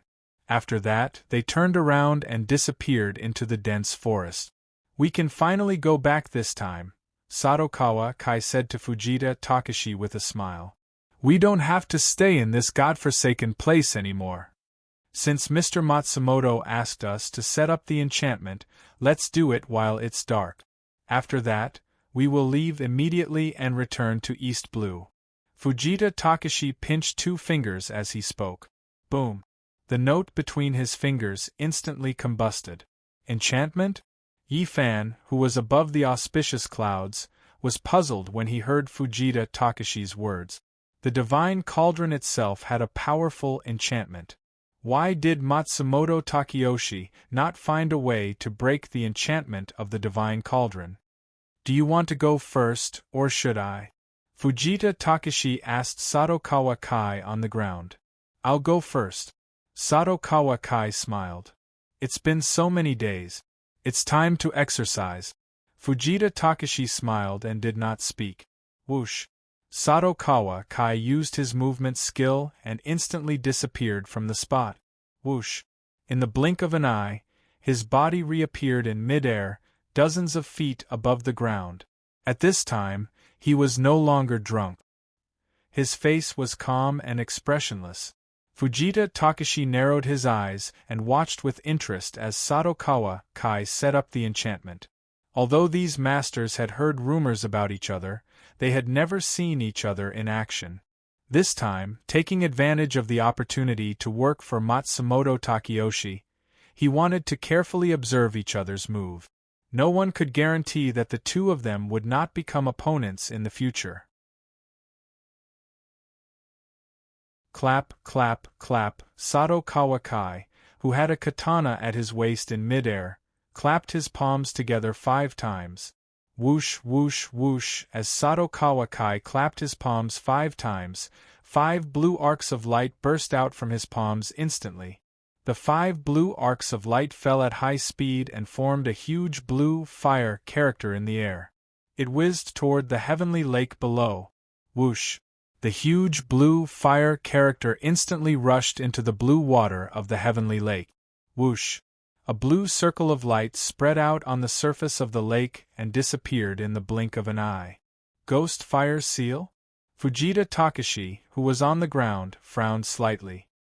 He did not expect Satokawa Kai to not only be a master of swordsmanship, but also a master of sealing. He could use ghost fire to seal the heavenly lake that was filled with water vapor. Fire and water had always been incompatible. However, Satokawa Kai's will-o'-the-wisp was different. The will-o'-the-wisp was yin while the fire was yang. His will-o'-the-wisp had reached the level where both yin and yang were present. Ordinary water had no effect on it. Above the auspicious clouds, Yi Fan, who was under the mask, frowned and looked serious.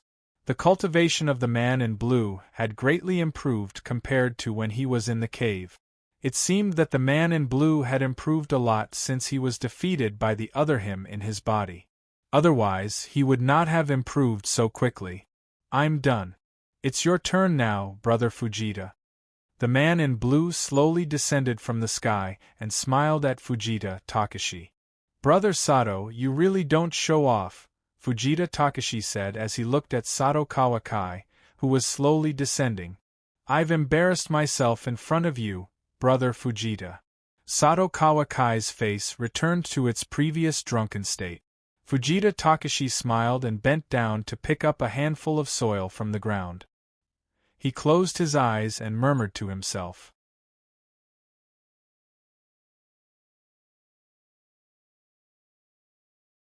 Chapter 5:17. Swoosh. After chanting for a while, Fujita Takashi sprinkled a handful of sand into the heavenly lake. Whoosh. A circle of yellow light instantly spread across the calm surface of the lake and expanded rapidly. Was this the sand seal technique? Akira Sato, who was standing at the side, narrowed his eyes. Fujita Takashi was indeed a master of Chimenduanjia. He could seal such a huge heavenly lake with just a handful of sand. For the rippling heavenly lake, using the 5 elements earth seal was the best way to seal it. As the saying goes, counter soldiers with arms and water with earth. We can go now. Fujita Takashi patted the dust off his hands and turned around to speak to Akira Sato. There are 2 barriers here. No matter who it is, as long as they break this barrier, they will be able to sense us even if we are thousands of miles away in the East Sea. Yi Fan, who was above the clouds, frowned. He instantly understood why Matsumoto Takeyoshi asked them to do this. It was obvious that Matsumoto Takeyoshi did not have the power to break the barrier of the Divine Cauldron. Otherwise, he would have come here personally. The reason why he ordered them to use a powerful barrier to seal this place was to prevent other masters from discovering the Divine Cauldron. Even if a master discovered the Divine Cauldron under the heavenly lake, they would definitely find a way to break the barrier set up by the 2 of them. As long as these 2 barriers were touched, Fujita Takashi and Akira Sato would immediately sense it. By then, Matsumoto Takeyoshi would send masters here to protect the Divine Cauldron and prevent it from falling into the hands of others. In other words, these 2 barriers were not only to hide the Divine Cauldron's whereabouts, but more importantly, to provide timely warnings. What a cunning Matsumoto Takeyoshi! Yi Fan thought to himself. Mr. Matsumoto's idea is brilliant, Akira Sato said to Fujita Takashi with a smile. The next time you carry out a mission like this, just seal it first to save yourself the trouble. As he spoke, he waved his sleeves and a gust of wind went straight to the bonfire behind him. Whoosh! The gust of wind from Akira Sato instantly extinguished the burning bonfire, causing green smoke to rise. Let's go. After the bonfire was put out, Sato Kawaki used his ghostly body movement skill to levitate 3 feet from the ground. A blue shadow was seen flying down the mountain at high speed. Fujita Tsuyoshi smiled faintly. With a tap of his feet, he turned into a gray shadow and followed closely behind the blue shadow. Then, he drifted down at high speed. In the blink of an eye, the two disappeared without a trace. After confirming that the two were already 100 miles away, Yifan flicked his sleeves and urged the auspicious clouds under his feet to slowly descend. After dispersing the clouds and mist beneath his feet, Yifan landed on the spot where the two of them had been standing and looked down at the Heaven Lake. The surface of the lake was calm and clear. There was nothing strange about it. Yifan picked up a piece of rock the size of a fingernail from the ground and gently threw it into the lake. He didn't dare to use his spiritual energy to test the boundary, as that would cause the two people who had just left to turn back. However, it was still possible to test the waters with a small rock. After all, the Heaven Lake was surrounded by rocky mountains. It was normal for stones to fall into the lake. Such a small force would not arouse the two people's suspicion at all. The pebble drew a beautiful arc in the air and quickly landed on the surface of the lake. Bang! When the rock was less than half a foot away from the lake, it immediately bounced up high as if it had hit an invisible wall. It flew back the way it came and flew toward Yifan at high speed. Slap! Yifan reached out and caught the small rock that was flying toward him. Fujita Tsuyoshi's sand seal boundary was indeed powerful. Not only could it seal the lake water, but it could also reflect the opponent's strength. It was both offensive and defensive at the same time. This was only the first boundary. Sato Kawaki's will-o'-the-wisp boundary had yet to unleash its power. However, although the boundary was powerful, Yifan did not take it to heart. With his current spiritual chi cultivation, breaking these two boundaries was a piece of cake. What gave him a headache was the warning function of these two barriers. In the future, if he wanted to break the Divine Cauldron's boundary and obtain the patterns on the cauldron, he would have to enter the Heaven Lake. However, once he entered the Heaven Lake, he would have to break the two boundaries set up by the two of them. If he did that, he would definitely alert Matsumoto Takeyoshi. What should he do by then? Should he fall out with him? No way. He could not do that. Before he found the exact location of the 9 cauldrons and obtained the Divine Cauldron's secret skill, he could not fall out with Matsumoto Takeyoshi. After all, the 3 souls of his beloved wife were still in his hands. He could not risk his wife's life. There was only one way to solve this problem. It was very simple. Kill Fujita Tsuyoshi and Sato Kawaki. As long as the two of them were dead, no one would know even if he turned the Heaven Lake upside down. However, even if he wanted to kill the two of them, he had to have the power to break the Divine Cauldron's boundary before he could do it. Before that, he had to remain calm and pretend that he did not know anything about this. After making up his mind, Yifan chanted the mantra and set up the auspicious clouds, flying towards the direction of the inn. He had to return to the East Sea before Fujita Tsuyoshi and the others. Only then would Matsumoto Takeyoshi not be suspicious of him.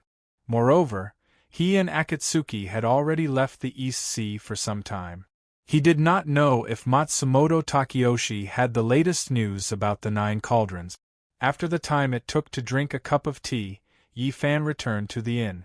After explaining the situation to Akatsuki, Yifan paid for the room, set up the auspicious clouds, and flew towards the East Sea with Akatsuki at high speed. After 2 hours, the two of them flew above the East Sea.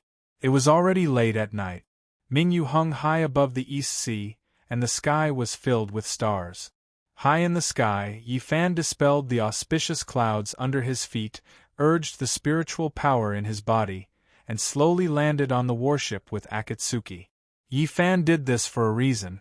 Now, except for Akatsuki, no one knew that he could ride the clouds. He did not want others to know about his new ability. The more strength he hid now, the more likely he would be to win in the future. They're back. In the brightly lit cabin, the man in white, who had been standing behind Matsumoto Takeyoshi with his eyes closed, opened his eyes and said. Obviously, the them mentioned by the man in white referred to Yi Fan and Akatsuki. Except for the two of them, the man in white was not interested in anyone else. Send someone to inform them to come see me. In front of the tea table, Matsumoto Takeyoshi said while reading the ancient book in his hand. No need, they are coming this way. The man in white said. Oh. Matsumoto Takeyoshi closed the ancient book in his hand, put it on the wooden table, and asked the man in white, Have Fujita Tsuyoshi and the others returned? Not yet. The man in white replied. Okay. Matsumoto Takeyoshi nodded. On the deck, Yi Fan and Akatsuki walked side by side and slowly walked to the door of Matsumoto Takeyoshi's sleeping cabin. Mr. Yi, Ms. Tsuyoshi. The two ninjas guarding Matsumoto Takeyoshi's sleeping cabin immediately bowed their heads and greeted them. Akatsuki responded. Whoosh. The ninjas lowered their heads and slid open the thick wooden cabin door. The two of them slowly walked in. Whoosh. The cabin door closed. Yi Fan, Kuren, Ms. Tsuyoshi, the two of you are finally back. Seeing Yi Fan and Akatsuki enter, Matsumoto Takeyoshi laughed loudly and said, Come, come, come, sit, sit. Yi Fan shook his robe and sat directly opposite Matsumoto Takeyoshi. Yi Fan had always maintained an unruly attitude towards Matsumoto Takeyoshi.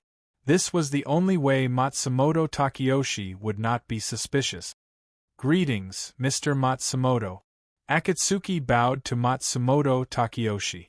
She was different from Yi Fan and could not be rude to Matsumoto Takeyoshi. Ms. Tsuyoshi, there is no need to be so polite. Please sit. Matsumoto Takeyoshi said with a smile. You have been away for so many days this time. Where have you been? Matsumoto Takeyoshi asked as he smiled, and took out two empty white porcelain cups from the tea tray on the table. Then, he picked up the teapot and poured tea into the cup. The fragrance of tea filled the air, and steam filled the air. Yi Fan did not speak. He took off the white jade mask on his face and put it on the table. Then, he picked up a cup of tea and blew on it a few times before taking a sip. Matsumoto Takeyoshi looked at Yi Fan with a smile, not caring at all. He was already used to Yi Fan's attitude. In reply to Mr. Matsumoto, we have just returned from Beijing. Akatsuki replied. On the way back, Yi Fan and Akatsuki had already discussed how to answer Matsumoto Takeyoshi. Beijing. Matsumoto Takeyoshi heard Akatsuki's words and immediately frowned. Akatsuki nodded. Why did you go to Beijing? Matsumoto Takeyoshi asked with a frown. Yi Fan Kuan said that the Imperial Court's myriad ghost array failed to find the cauldron last time, and that they would definitely think of other methods to continue searching for the cauldron. Thus, he brought me to Beijing to gather information. Akatsuki replied to Matsumoto Takeyoshi. With Yi Fan Kuan's movement technique, it wouldn't take more than 4 hours to travel from here to Beijing.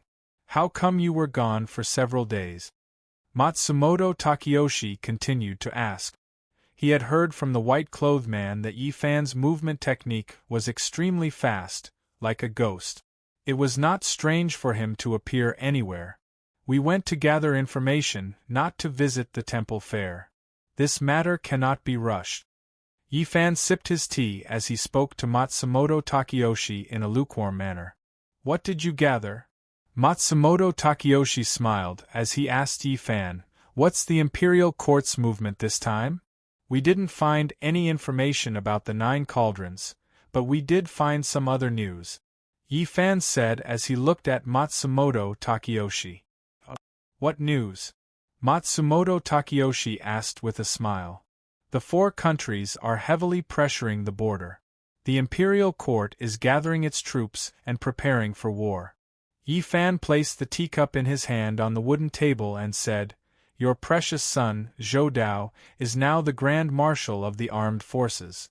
He should have already left Beijing by now. Matsumoto Takeyoshi was stunned for a moment before he smiled. He had just learned that his only son had already left Beijing with his troop. It seemed that what Akatsuki had said was true. The 2 of them had indeed been to Beijing. I also heard about this. Matsumoto Takeyoshi smiled. If there's nothing else, I'll go back first, Yi Fan said as he stood up, turned around, and slowly walked toward the cabin door. Yi Fan-kun. Matsumoto Takeyoshi called out to Yi Fan from behind. Yi Fan stopped and turned his head. There's a new mission recently. Yi Fan-kun shouldn't leave for the time being. Matsumoto Takeyoshi, who was holding a white porcelain cup, said to Yi Fan. About the 9 cauldrons? Yi Fan asked. That's right. Matsumoto Takeyoshi replied with a smile. Yi Fan turned around and walked away. Mr. Matsumoto, I'll also go back. Seeing Yi Fan leave, Akatsuki also got up and left. Matsumoto Takeyoshi smiled and nodded. Akatsuki bowed to Matsumoto Takeyoshi and also left the cabin. You're tuning in to the Phoenix Knights YouTube channel. Don't forget to subscribe and join us on this journey to catch the most captivating stories.